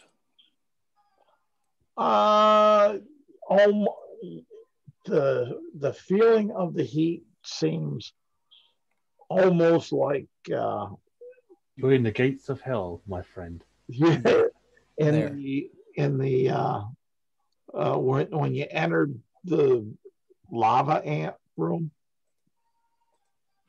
Okay. Yeah. That is not enough heat to dissuade Ava's initial attempt to free her. So she will book it over there. She already was. But once you get out of here, you get about here. Uh-huh. It's hot, but not as hot. Interesting. Okay. It's like a hot. Think of it as a hot the type of heat from a hot bath or doing dishes in hot water by hand. Yeah. Kind of uncomfortable, but not damaging. Okay. I will call back and say, it didn't stop me, and it's a lot cooler over here. And then I will. I'll bolt it. All right. Get to the straps or whatever that's holding her down and see if I can't just unlock them, or if they don't have a lock or any clear manual tying something else. But is there? It looks like there might be a chest or two in this room. Oh, there's a couple things in here. Yeah, there's a couple sarcophagus, coffins, chests, if you want to call them that. Some open, some not. There's some pyres or holdings over here of a red liquid in it. There's a large statue here that's been broken and defaced. As far as that, if you're all moving outside of the circle, just let me know. Well, I went ahead and moved out of the circle because I'm. Yeah, I'll move out of the circle too. Okay. But I might be looking in some of these open chests if they're open. Well, there's this one's open. That one's open right there. So while they're untying her, I'm going to just kind of poke around the room a little bit. They're having a hard time trying to get her free. Okay. Is this because it's leather straps don't have clear no, they're locked in or something, or? It's a black gray metal that's clashed on top of the sarcophagus on the side. You have a manacle clamp up here at this corner for her arm, a manacle clamp there. You have a strap over her center here that goes from here to here, and her legs clamped by the ankles down here. And she has a lot of strange writings over her exposed skin. Not that she's naked, but just where the exposed skin is. Right. I'll say to Mickey, you see what you can do with the clamps. I don't know if I have anything good for that at the moment. I'll see what I can figure out about these writing. Okay. Damn, I think it's that same material that we saw back at the bird's nest. What's Morgrath, Alverneck doing? And Holly. Holly was looking in here. Holly, you'll find some dirt laid down in the base of each of these chests or coffins, sarcophagus, and you'll see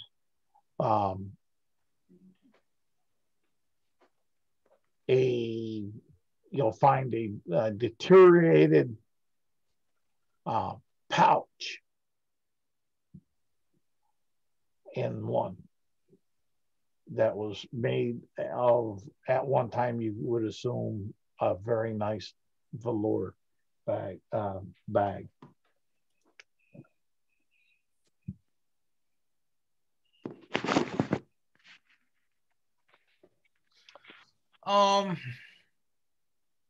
I'll take a dagger so I don't touch it and see if I can pick up the pouch.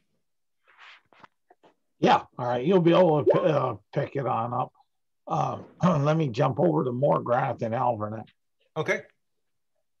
Alvernet largely here is like he'll offer his assistance to anybody that needs help, but he's kind of taking a back seat a little bit.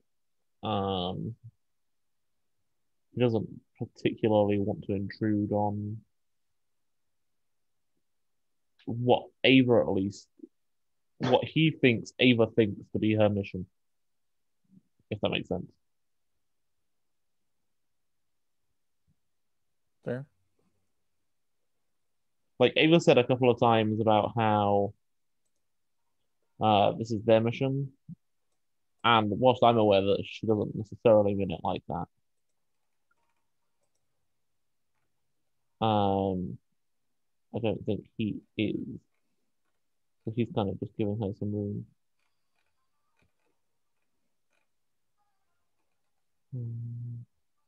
Yeah. So is it fair to assume that you're kind of looking around the room for like dangers then, or yeah, looking like at he'll keep an eye out. Or looking at some group of people for dangers, perhaps? Yeah, he's just keeping a general eye out in the room, and should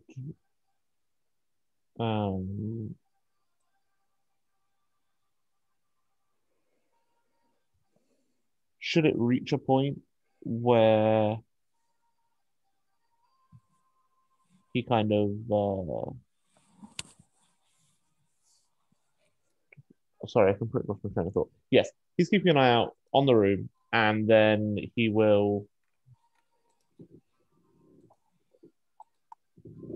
if like he'll put out there, if you need help with breaking things or things that you think I'd be good at, I am more than happy to assist you with that. All right, Morgrath. Morgrath eyes the magic circle we're inside of very suspiciously before leaving it. But then he pulls his great axe out and he's like clearing the room. He is under the firm impression that there's an ambush here, and he's trying to fight it before it ambushes us. All right, give me a perception check. 17 for perception. All right, let me check here and make sure. They're Oh man, yeah, that sucked on that one for you. I got all my good rolls earlier. Naturally. As far as that, from over here in the shadows, Morgrath, you see this gray, human-like male being in a sickly green robe, standing there looking at Holly, at Mickey, Ava, and Alvernek, where Alvernek at this juncture is across the room over here checking out these possible threats, working it. And we'll say that you're about here. Morgrath will start heading towards him and say, "Hey guys, everybody, there's a strange sick dude in the corner." All right. Let's roll a niche. Oh, you little fucker. Not a great initiative for you there, Charlie. It's good for us. Oh, man. 22. 20 for Avenant. All right, hold on. There's a 22 for Holly. 22.15. Let's see here. Twenty- Things are rolling up on me. Let's see here. Holly was a 22. Ava is an 18. Yep, 18. Ava. Tifa is a 22. Right at the moment, Tifa can't do a lot, but and then what was Mickey's there? Roll 9. 10? That's a 9. Oh, 9. Okay. Mickey. I may like Mickey. Morgrath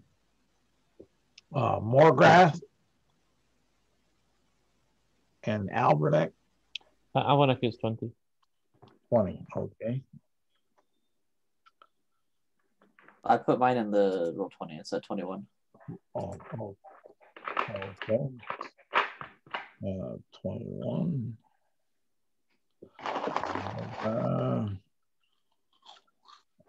Mickey Morgrath, and I got to check and see if I get a modifier. I hope I do.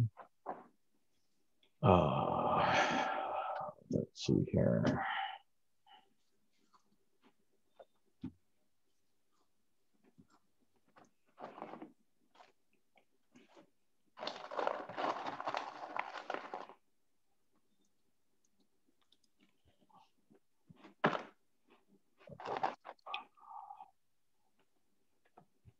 Come on, give me an initiative modifier.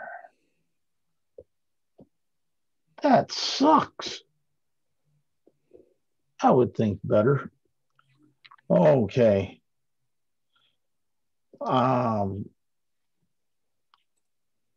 Let's see here.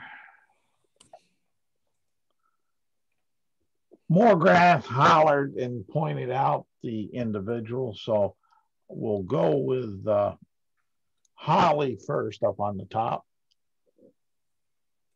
What's your reaction? She is definitely startled by this. All right, and I need to go ahead and talk. I'm just gonna do some placement. So ultimately, she's going to back up 30 feet, which will probably put her back in the middle of that circle. Okay. And then as a bonus action, she's going to use unsettling words. And she's going to say, man, you look pretty sick. I make you bet that your brain is rotted. Right. And I'm going to expend the use of my bardic inspiration. And then I'm going to cast Hideous Laughter on him. So, the bardic inspiration, he rolls a d6 and he subtracts that from his saving throw.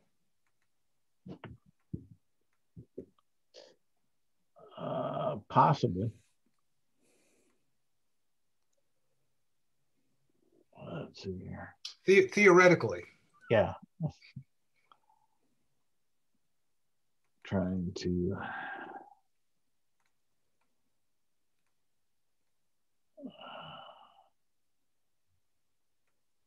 Okay. Doesn't seem to affect them. At all. Yes, at all. Okay. Let's see here. I'm done. All right. And then Tifa. I'll put her. Yep. You're right here. You are up on here. You're the red one. Ava's the white. Mickey, where were you, Mickey? Helping Tifa, right? Mickey. Sorry, forgot I was mute. Yeah, I was actually with Tifa. Okay, so kind of change that color. Come on. So we'll put there is Mickey, that blue, and then I will the big blue there, Alverneck. You were down here with the bigger blue. There we go. I think we got all the players there. So Tifa, you're restrained. You feel weak. As far as that, what are you doing? But you are conscious. All right. If she can speak, she'll say, "Untie me, set me free." And that's my action. Oh, okay. Morgrath. That's all I can do, really. Yeah. Morgrath. You're up. You're muted. Morgrath. Hello. Moment here. That's you, Arthur, by the way. I've returned. I noted that I wasn't here in the Roll20 chat. Yep. Oh. Well, good timing. Yep. You're up. What do you do? I'm gonna run over and wait. Has the Green Road Man done anything yet? Oh, that's who I forgot to put down here. Was your circle? Let's see here. And yeah, we'll make you yellow. And where did you want to be? Just realizing towards the Green Road Man, as close as I could reasonably get to him before we rolled initiative. All right, we'll say that's about where you can get to him before we rolled initiative, but it's your goal. So okay, let's see. These squares are still 10 feet across, right? Yes. Let's see, 10, 20, 30. All right, perfect. I'm gonna rage as I run up to him and prepare to beat him up. All right.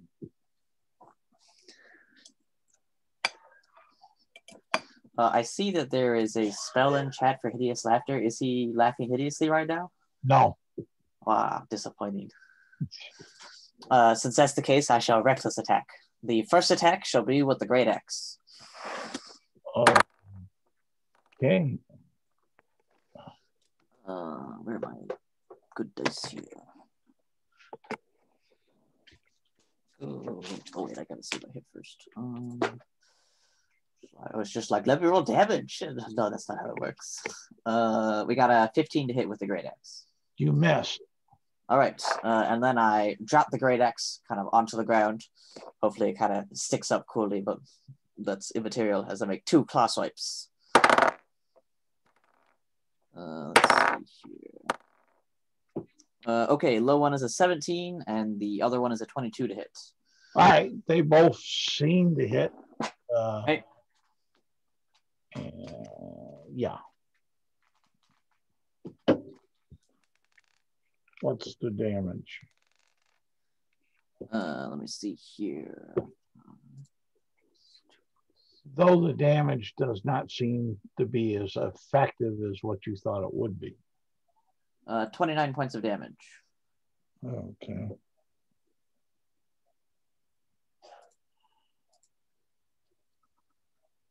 Okay. And that is my turn. And then from there, we have Ava. Okay. So Ava's going to say to No, Mickey. I'm wrong. Alverneck. Continue. Not, I am Alvin. yes. You're up. Great. I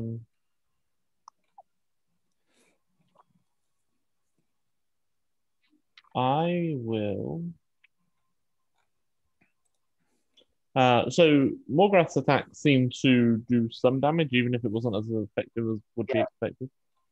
All right, cool. Can I make it to the guy from where I am? You're what, 10, 20, 30, 40, 50, 60, about 60 feet, I'd say. So depending on your... So I would have to dash. And Morgraph, you were up there slicing that, so I got to move you. Yep. Oh, come here. All right. Well, I guess I do have that. So sure. I will take the dash action to dash up to him. Okay. And then because I took the dash action, I moved at least 20 feet. As a Minotaur, however you want to say it, I can take a bonus action to make a horns attack. Okay. So I rush at him and kind of draw my greatsword as I do it, and then stab him with my horns. All right. Roll a hit. Which is not going to be super impressive damage, but... All right, that's a 23 to hit. Not that a hit. 10 points of piercing damage. Okay. And doesn't look like it did as much, but yeah, you know that you did scratch him. Yeah, like I knew it wasn't going to do as much, but not a lot else I can do. Ava. Okay. So Ava's about to cast Spare the Dying on Tifa, and then she says this, and she kind of looks and realizes that she's still okay. And so what she does is she says, just give us a moment, and she's going to make an attack against the metal straps where it meets with the sarcophagus, basically, and attempt to break him with her mace. Okay. Roll the hit. I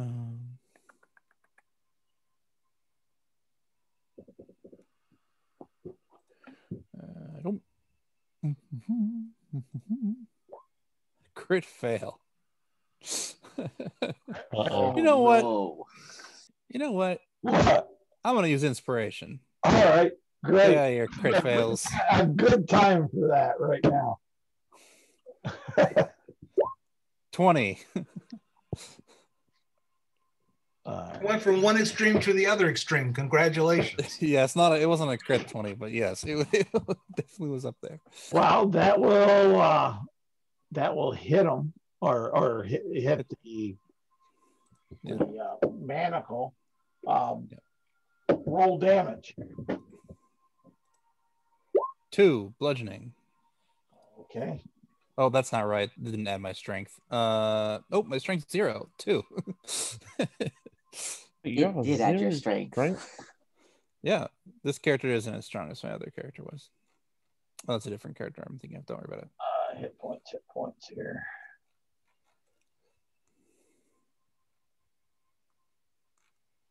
Okay. I'm going to give him that. And you said 2, right? Yeah. Okay. You scratched it. I frown.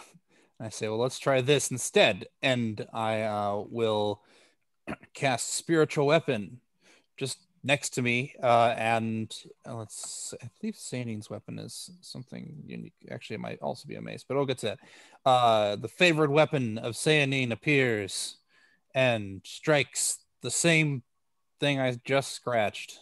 This is a spiritual weapon attack that I'm making here. Roll the hit. Don't worry, I'll critical fail again. I hope so.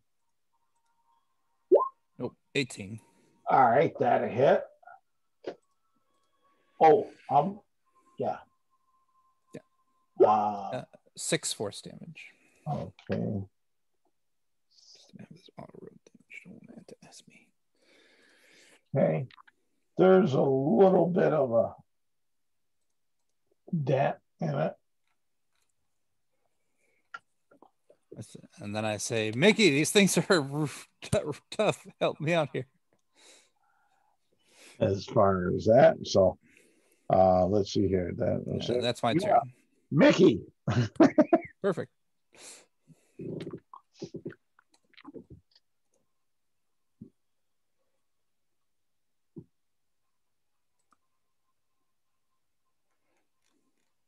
Mickey. We cannot hear you. Are you muted? Johnny, you are muted. Sorry. I was saying, like, I basically pull up my flail and I'm like, Tifa, just remember, I was aiming for the manacle. I believe you. It puzzles me that you guys are trying to do this with flails and maces. Yeah, I mean, it's not as bad as a sword or a dagger, but it's definitely not as good as an axe would have been. I have a great net. Well, right now I am trying specifically to see what I can do to break it. So I'm going to try something normal first, just to see what I'm working with, and I'll go from there on the next one. So I'm just deciding if I want to boost this in any way before I decide to bury it.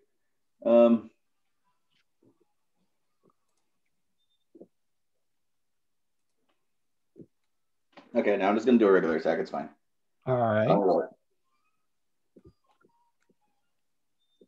right. Since Tifa's already started, since Ava's already started damaging a certain spot, I'll try to add on to it. Oh, okay. Roll the hit.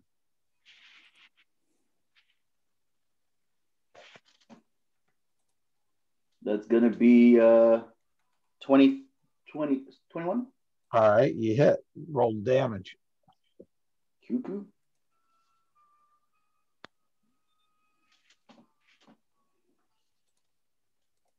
Six bludgeoning. All right. You see a fairly good dent and crack into it. That it? Before I end my turn, I quickly kind of like touch Ava's forehead, and I'm like, this is just in case we get in trouble. And like I kind of like this kind of Aegis symbol kind of pops up on her head.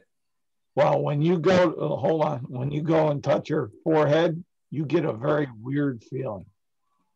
Whoa, what was that? A very when you touched Ava? Not Ava, but Tifa on the forehead. You get a very weird feeling, disconcerting feeling. Oh, that's not good. What the hell did they cover you with? And you were doing what? I was activating my stone Aegis. It's basically like a brand I can put on one allied creature that I see within 60 feet of me. And while it's doing that, any bludgeoning, piercing, or slashing damage the target takes is reduced by 2. And you know that that didn't seem to take. Yeah. I was like, that's weird. And let me get over here to the roller, and this creature will go ahead and he's going to make a strike at Morgrath and Alverneck. Well, first we'll do Alverneck. Does I believe that's a 19. Does a 19 hit you? To hit Alvarez? Yes. It would do. Give me a second. I think I have a reaction. But my character sheet has put the runes that I've got in really weird places. It's very inconvenient.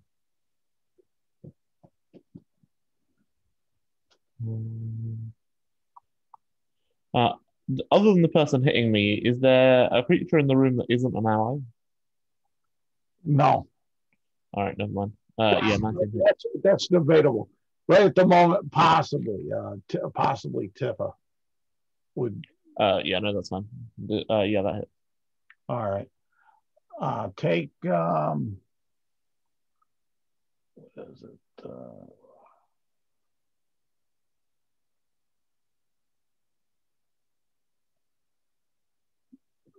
Yeah. Take what is that? That's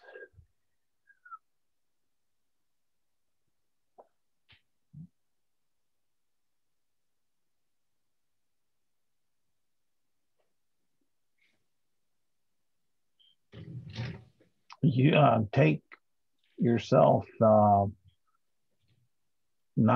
8 bludgeoning damage, and you are grappled. All right. Is the bludgeoning damage magical? I would say no. Okay, cool. Because I have the heavy armor master feat. That means I reduce non-magical bludgeoning, piercing, and slashing by 3. Okay. And then let's go to Morgrath. Forget, on your attack roll against Morgrath, you have advantage. Ooh. You shouldn't have said that. I must be honest. I both attacked for advantage on my attack rolls, so it's only fair that. I know.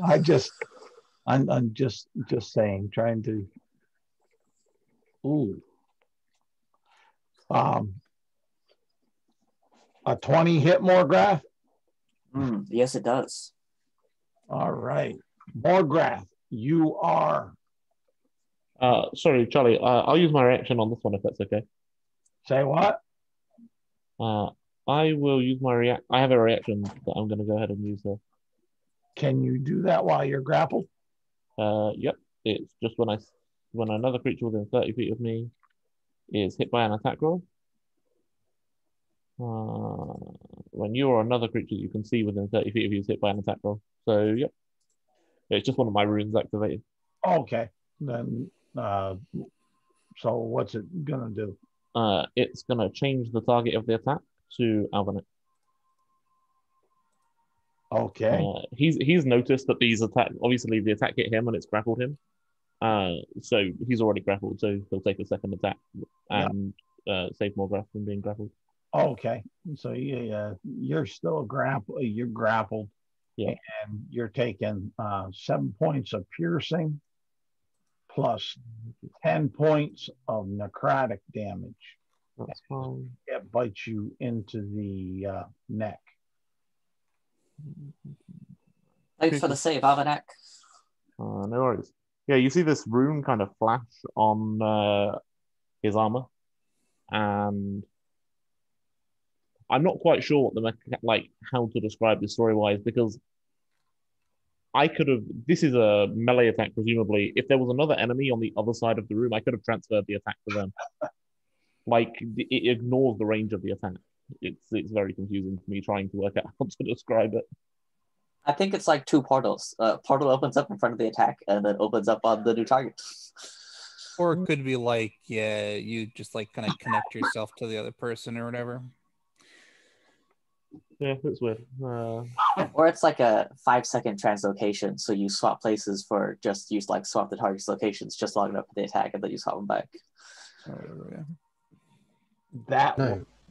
He's a ninja. You see, he uses the special transformation technique where he replaces his body with the other the person. substitution jutsu. That's right. Yeah. Yes. Perfect. Holly. Yes. You're up. Holly is going to move to her left behind this broken column To her. to get a little bit of something between her but she needs to stay within 60 feet. So Go south. Go south. Down. Okay. Down. Yeah, I just gotta get my thing so I can move it. And then she's gonna try vicious mockery on the on what appears to be a vampire. And she's gonna say, "Oh, you're sold. Your fangs are dull." Okay. Does that work? Let's see here. Save and throw to it. Yeah, I have a spell save of 13. Okay, let me see here.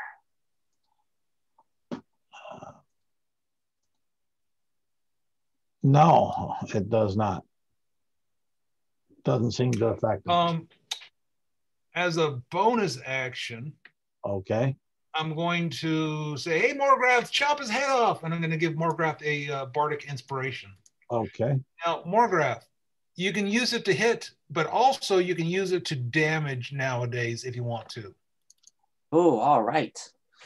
I'll do the best I can. All right. That's a D6, by the way, Morgrath.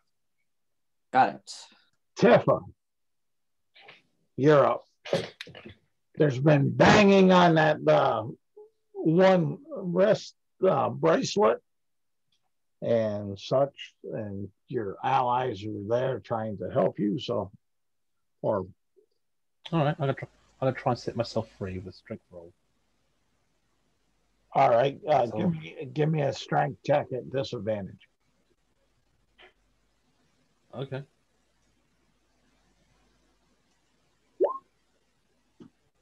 A 13. All right. You are able to break through that crack on that one. So that hand is free and that wrist is free. You do feel okay weak. So with my free hand, can I take off my blindfold? Yeah. Okay. So with my free hand, she takes off the blindfold and tries to look a bit of bright around, like dizziness. She goes, is she gagged or did she talk? Yeah, you've been talking, so yeah, you can talk. You're really. I'm very weak. Please help me. I need some spinach to get some strength back. Have you got any spinach on you? Alrighty. Wait, really? I probably can make spinach. Is that really necessary? Morgrath. Yes.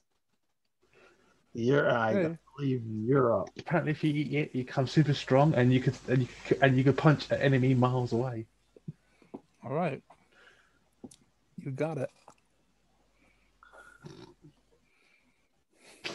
Good luck with that. Yep, that's my reference. But Morgrath. What, you never seen Popeye? Yeah.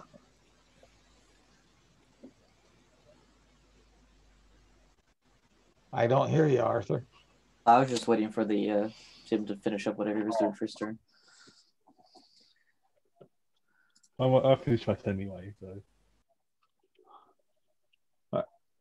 Go ahead. What you doing, Morgrath? I'm trying to get this moving.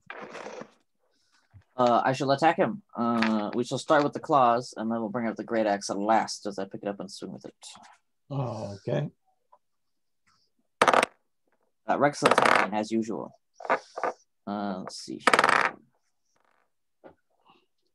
This was a much better round. The first claw was a 25 to hit, and the second claw was a 22 to hit. All right, they'll both hit, but the one thing you will notice is that where you hit them before seems to healed up or disappeared.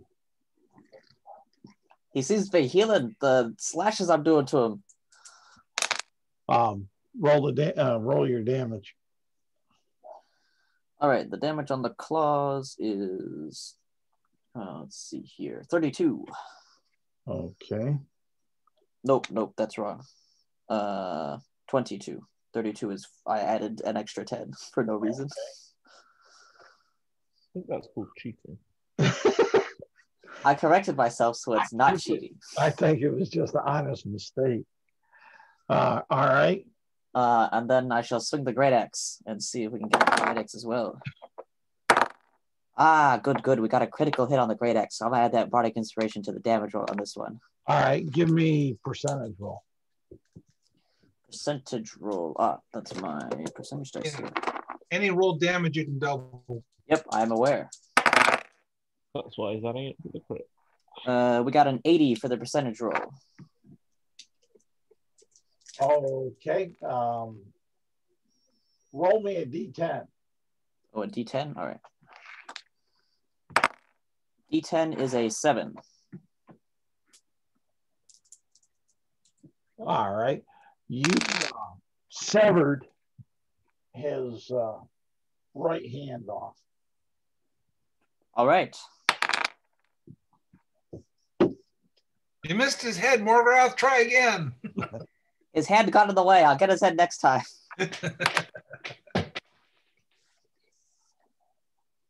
All right. All right. Damage on the crit is 34. Damn. Okay. 30. We have got to get your magic weapon. Dude, in one level, all of my attacks would count as magical, and I would have had a climb speed and circumvented so many of the problems that we were sitting at today. It's not even one level. I'm 1 XP away from being level 6 and having all of this stuff. Mm-hmm. All right. Let's see here. That's that is the end of my turn. All of my actions. Yep. All right. That was Morgrath. Albernick. Hello. Yes. All right. I have so much to do. First thing I'm going to do is go ahead and invoke my Giant's Might for the second time today. All right.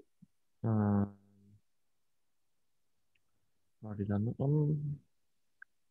That is a bonus action. Yes. Then I'm going to go ahead and hit it with my invisible longsword. All right. Great sword. Roll and try. We have a 22 to hit. That hits. And a... Wait, did I just do... Yeah. And a 22 to hit. All right. So we're looking at 3d6 on the first attack. So that reroll the 1. So the first attack is 20 points of magical slashing damage. Well, you said 20? I can just give you the total damage actually. Yep. Total damage is 36 magical slashing, if that makes a difference. So...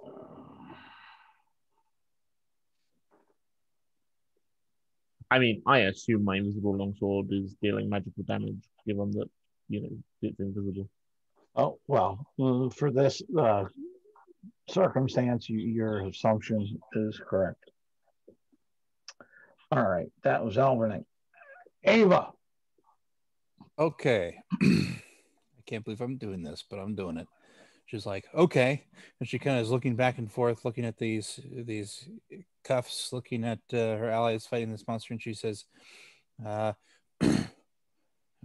those kinds of creatures usually have some sort of weakness. I'm going to try water. And she will cast Create Food and Water. It is a 30-foot range. So what she's doing is she's creating 45 pounds of spinach, overcooked spinach, not like burnt, but like that gushy stuff, for Tifa to eat, to give her strength back, and 30 gallons of water right at this guy's feet. I have to target the ground or containers, so I'm just putting it at the feet of this creature and seeing if the water does anything to him. Okay. You have all kinds of spinach on. Where did you place it on Ava? It has to be the ground or in a container, so it's right next to Ava, but she'll just pick it up and stuffs. It's close enough that Tifa can just grab some and eat it, but she'll also hand some to her if she wants it.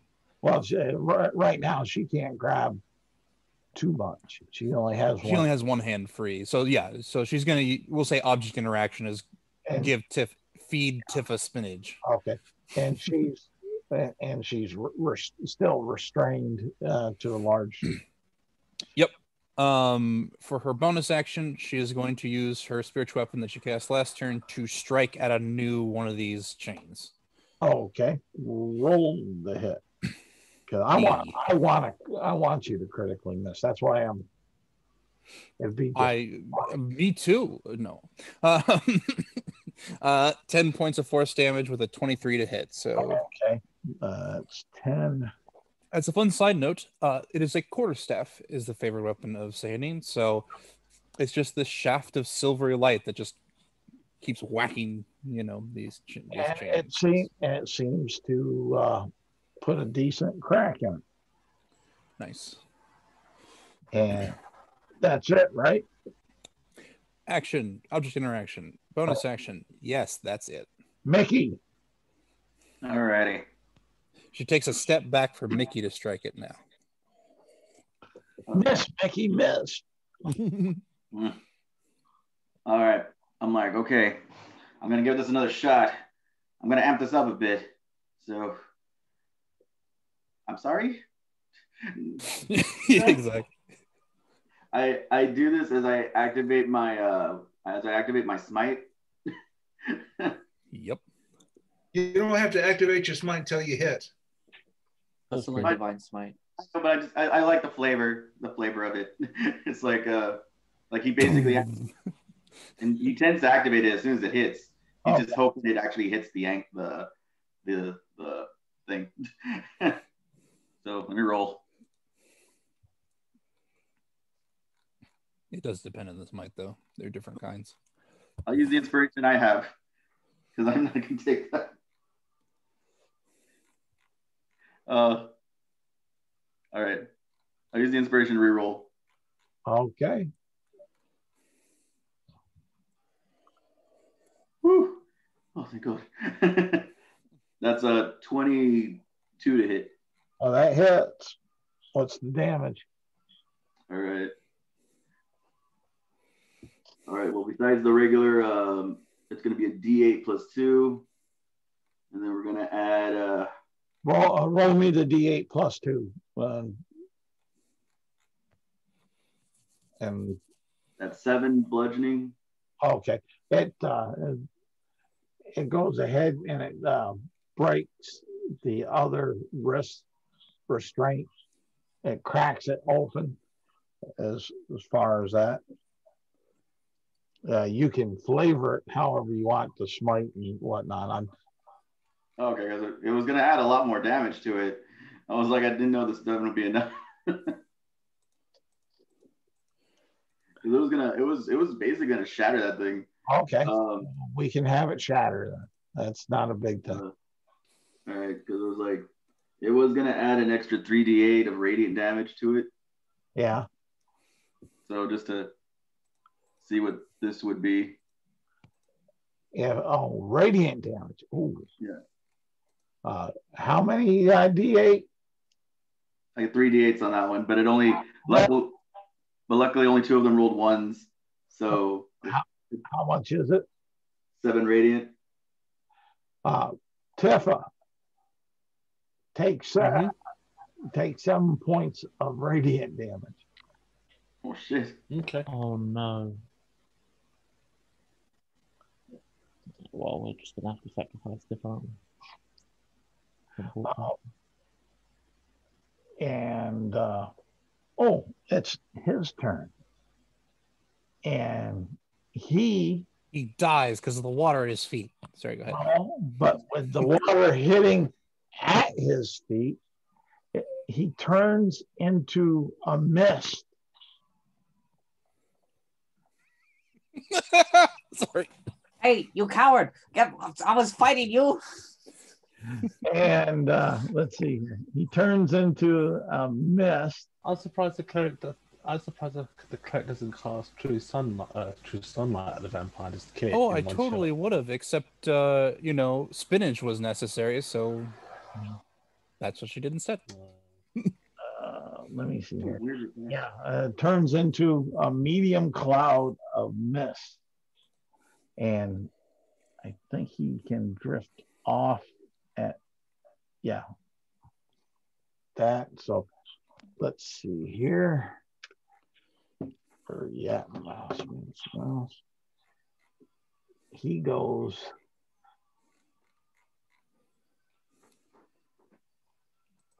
Oh, wrong thing. Select. Come on. You see. Interesting. Yeah, come on, move. Here. Yep. You see him move over to here and kind of goes through a crack in the floor. Damn. Does he provoke opportunity attacks in mist form? I'll allow you to go ahead and swing at him in mist form. Great. I'm gonna take a swing too. Morgrath will take a swing, mostly just out of spite. Yep, go ahead. He's not really expecting to hit anything, but he's gonna try. Generates at his turn. That's 23 to hit for Morgrath. and 22 for Alvin. All right, those will hit.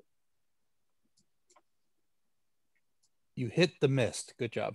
Yep. Fantastic. It's slightly harder than hitting air. I've got 17 points of damage. All right.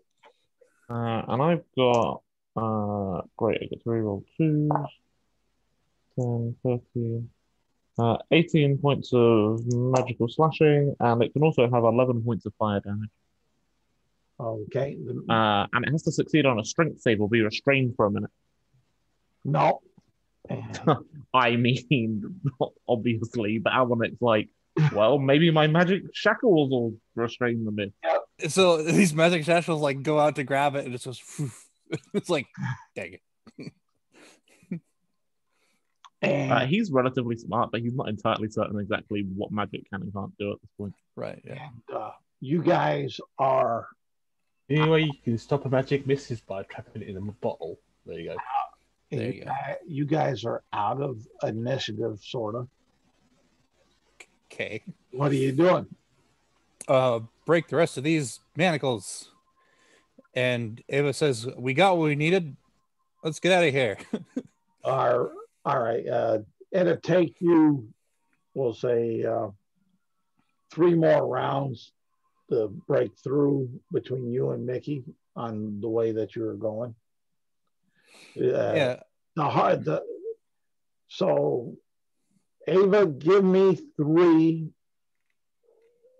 to hits, and Mickey, give me 3 to hits, because I want to see if someone gets a critical miss, because there is the one that goes around her torso. Oh, true. While they're doing this, Morgrath is going to continue searching the room. Just because he found one ambusher doesn't mean there aren't more. Okay, no problem. No critical misses, but I'm not sure how useful I'm being. All I wanted to know was on if there was a critical miss. That's the only major thing that would be. In these 3 rounds, Holly wants to walk over to those little red bowls and see if is that blood in them, or is that something different? Hey, Charles. Yes. I've already rolled 2 of them. I don't even know how it happened. You re-rolled 2 of them. Like you told me to roll 3 times, right? I've rolled 2 of them, and they were both 1s. What? Wait, what? You rolled 2 1s? Yes. Give me, and we'll go with the first one. Unless you're using inspiration to re-roll. I already spent the inspiration. I don't know. Okay. Roll me a percentage for the first one. Okay. Sorry. What? Get back to the thing. Oh, that's critical. I want critical miss on this one.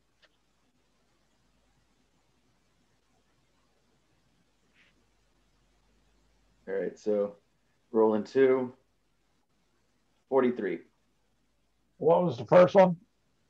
43 was the crit, was the percentile. Oh, okay. That is, yes. Roll me up your damage for that blow. Is he just rolling 1 percentile or 2? Yeah, he has a second one coming up after this. Oh, I rolled 10. You rolled 10?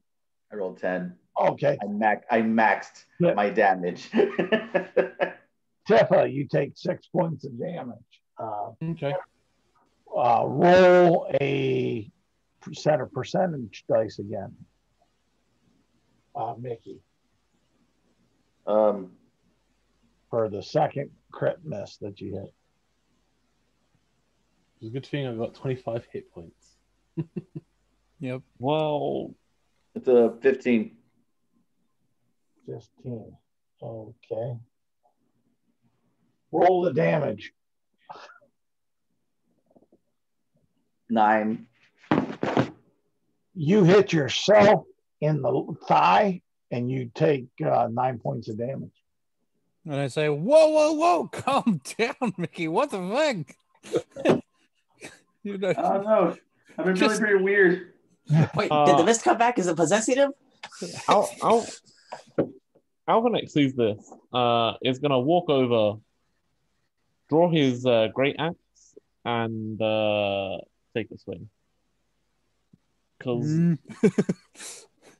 Mickey doesn't seem to be. it's definitely not Mickey's forte to swing weapons around. That's for sure. Well, it's not my forte. It's not my forte to. Oh, my bad. Rolled those. I didn't mean to roll those. It was my bad. Let me get back over. Let me get over to Phil because I don't want to lose. Yeah. Yep. What he was asking and doing. Go ahead, Holly. I was gonna just walk over to those 2 bowls and see if they have blood in them, or is it something different? Let me get you over there. And yeah, we'll put you over at this one. That's fine. Yeah. How are you going to tell? Well, first I'm just gonna look. Does it look like blood, or does it look like something different? It looks like it could be blood. Take one of my torches and dip it in it, and then pull it out and see if it looks like blood. It looks like blood. It drips off it. Okay, that's fine. I'd like to investigate the statue for the remainder of this time. All right. Well, I'll get back to you on that. The statue will have significance as far as that. All right. Do I still roll the third one? Why? You had 3. You had 3 crit misses. No, I haven't rolled the third one yet. But I was saying, do I still roll the third one? Yeah. Sounds like Alvanek rolls the third one. Yeah. Alvanek will make his way over and offer to make the third one. That's if you'd like him to take a shot at it. He is still large at the minute. All right. Well, they're not meant for precision. They're meant for damage. All right. Go ahead. All right. Natural 20. Just like perfect. Roll me percentage.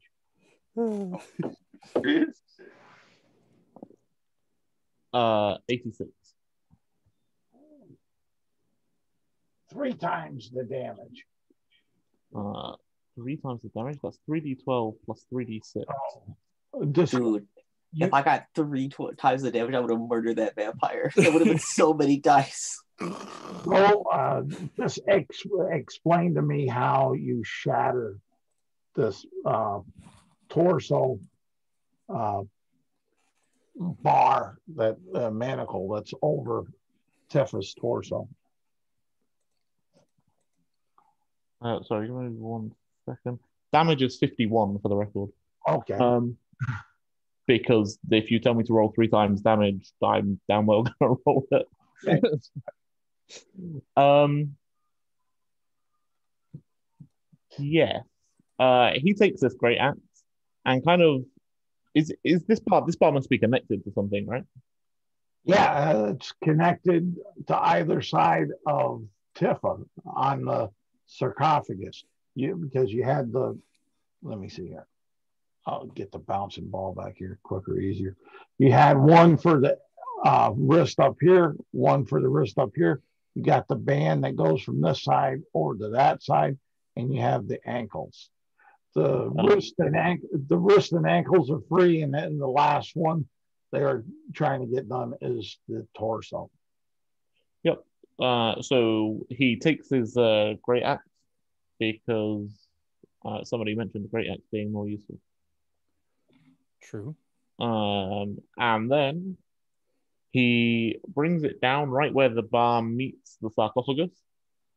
I don't know whether he quite he hits the joint, so he kind of takes out however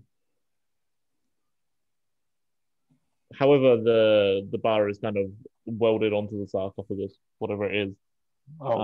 He gets that strike perfectly between the bar and the sarcophagus, and whatever it is that's holding it in place pops it away. I'm gonna that's all right, Dave. We're gonna wrap this up here real quick. I tried to get you in faster, but I have a story about that, but yes. I got to go anyway. Hey, but I got to go anyway, so take care. Yeah, Tifa's free and with the group once again. So, but there'll be a little bit of something. So if you want to watch the last bit later, go ahead. But thanks, David, and give Tifa what I'm going to do for this one is kind of special. Just 2 XP, no inspiration, but 2 XP as suffrage for putting up with me. Seems fair. With this, have a good one. All right, back over to you guys. So Tifa's free. Yeah. Polly's checked out the blood. But Tifa's not. Oh, the statue, sorry. Tifa's still not 100% Tifa.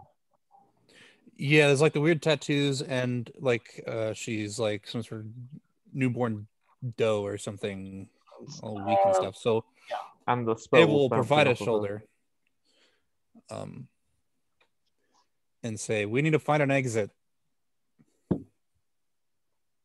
Margaret will say, so far in my searching of the room, I have yet to find an exit. On the upside, I have not yet found any more attackers either. And let's see here. To get the info for Holly on what she's seeing somewhat is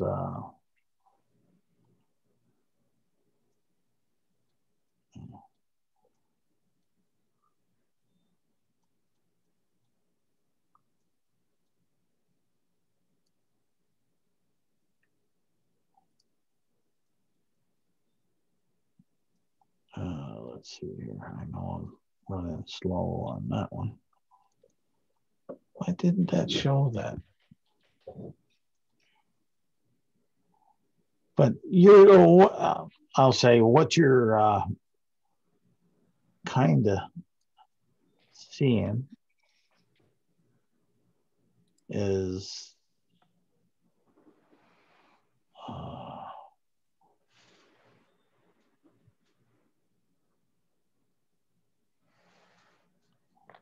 is it this? Yeah, that'd be good. you're seeing this creature that parts of its wings, like a big bat wing, is off, broken off. That's part of the rubble. It has big horns up on it, a tail, 2 clawed feet, and man hands, and a very broken lower jaw that's laying on the ground. Basically, what you got there for a statue is a broken horn devil statue. Okay. You guys want to wait for about 10 minutes? I can cast Detect Magic.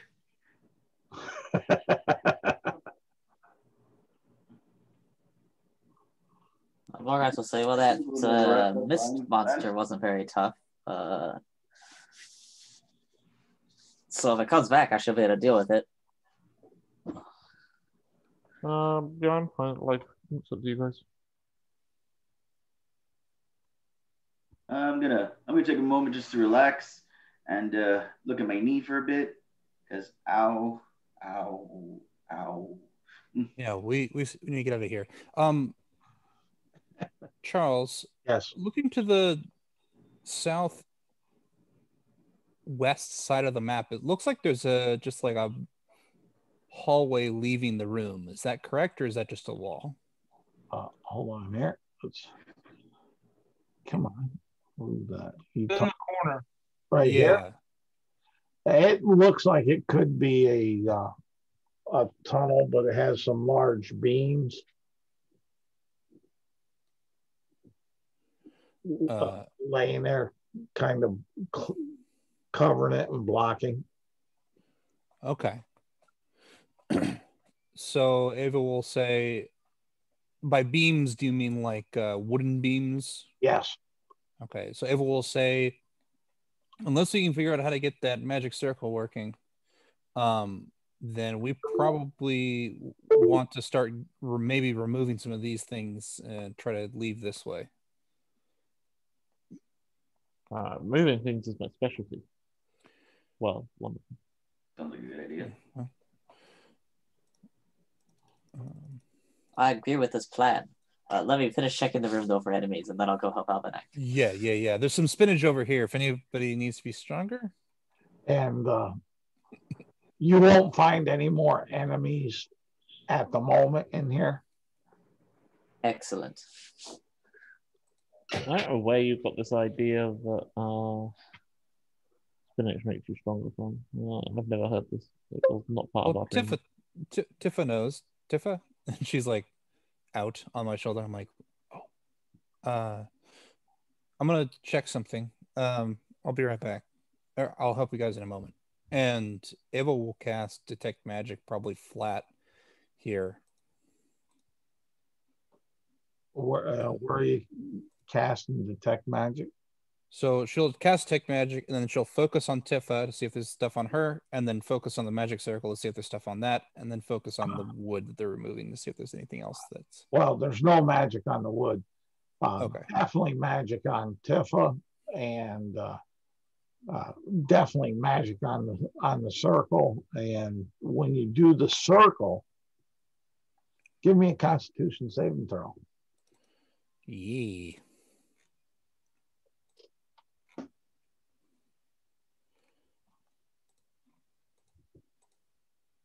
13. You're stumbled back because in your sight, there's so much magic there. It's so bright. It's kind of stunned. Yeah, it's just too much of everything. Is it one school of magic, or is it a whole bunch of schools that I see there? You see a flood of magic, and some of the schools you can't identify. Okay. Looking at Tifa, what school of magic did I see? Let's see here. Let me open up PHP and I'll tell you. Sounds good. And there's just, and I guess I'll check the sarcophagi that Tifa was on, because that seems like a reasonable thing to check too. See if that was magical, but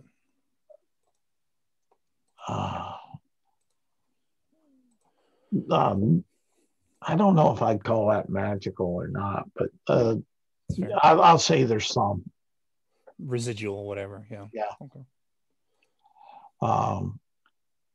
I mean, it's like it's more.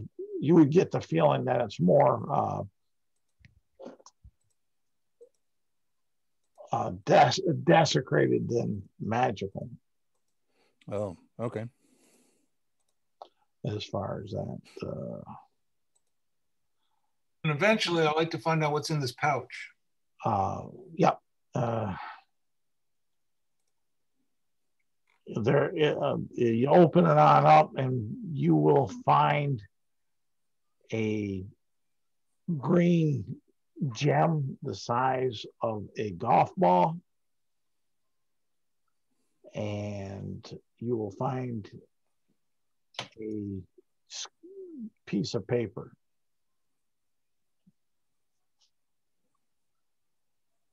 I will read the piece of paper. Oh man, I prepared explosive runes. hey, Sorry.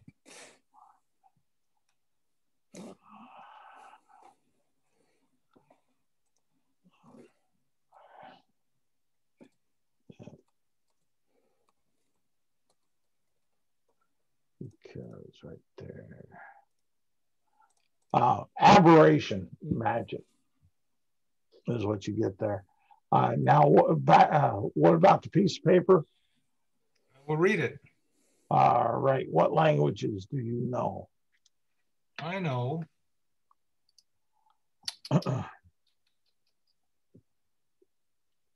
I know Common and Sylvan. Okay. It doesn't make sense to you. I will cast Comprehend Languages. All right.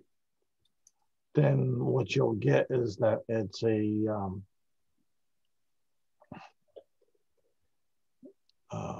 up in abyssal,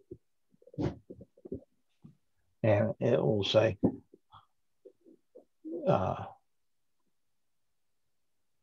we need for the master to be happy and free. We need nature to be corrupt. May the covens do their jobs, and may the lieutenant do his.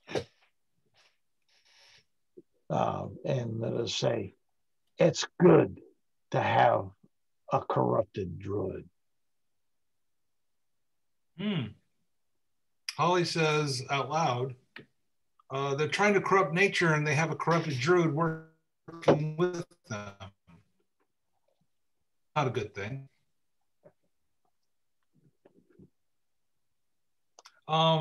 Isaac, Holly will bring this large green golf ball size gem to you and say, does this have any magic to it?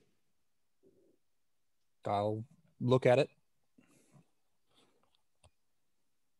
Heads up for Charles. I'm gonna have to go in about 7 minutes. All right, and I'm going to, and what I'll do is you guys will get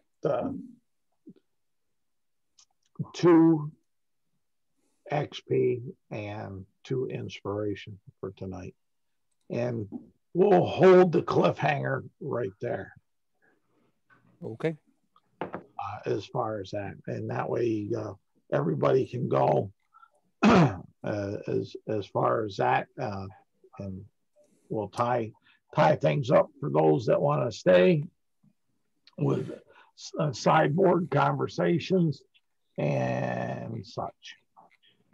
Yeah.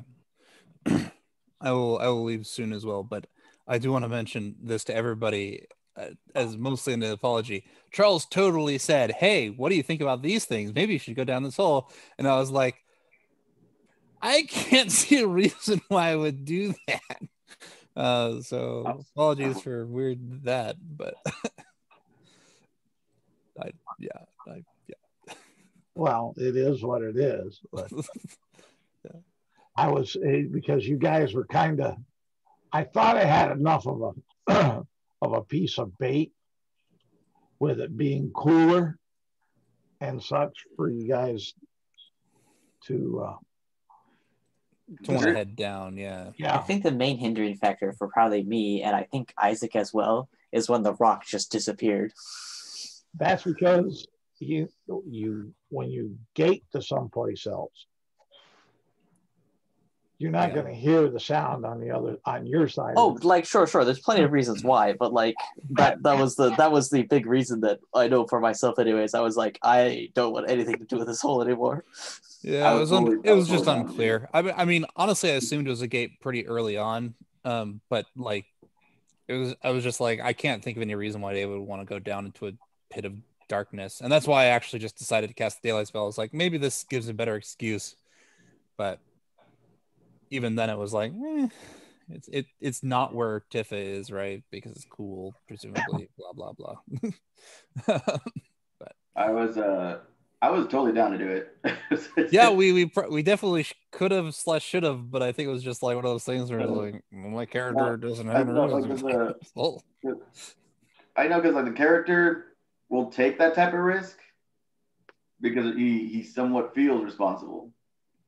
Oh yeah, Ava was feeling the same way. Yeah, but the other characters talked him out of it because he's like, I got this rope. I can get out of a 30-foot put. I was like, I'll do it. Yeah. And besides the gem and the note, there's other treasure that you'll find in here. I'll just I'll write it up and send it in the chat. Sounds good. Thanks for playing. Thanks for running trials. Sorry about that. Well, hope everybody had fun. It is what it is. I hope you all had fun. I tried to make it interesting. And the reason for the 2 XP is because the volcano and the environmental can be considered lethal. Yeah, no kidding. Yeah, I mean, we never went anywhere near the lava, really, but close enough. Death is 10 feet that way. Yeah, we're hanging around in the hot spots, not the real hot spots, but the hot spots. It could have whittled you down. And it did for Ava. Ava was like at half HP, and she never got a hit during the fight. So yeah, I've got to start rolling. I've got to start rolling more crits, in the fight.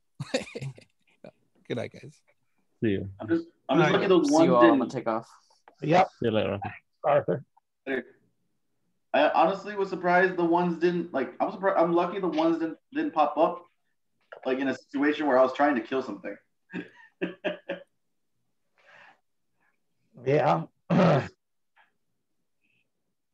I have got to memorize the XP chart for UAG.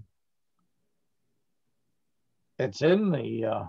Yeah, I know it's in there, but it seems like every session I play, I'm going into it like looking like, let's see how much we need. All right, so I'm 2 XP away from level 6 on Alvinic with that. Yeah. Oh wait, I have 15. What are you looking for? Oh. I was trying to work out how close Alvinic was to level 6. Level and it's 15 XP. Well, that's how many he has. So, yippee for me. Does raise a slight question though. Okay. Of what I should do with my because fighter gets feat or an ASI at level 6. And I don't know what to do with it. Well, I won't suggest nothing. There were some good new feats in Tasha's, I think, right? Some cool stuff in there. There's some. There are some. Yeah. Yeah. It's a difficult one. I keep looking at the chef feat for Alvinic. I did it at level 4 as well. Yeah. But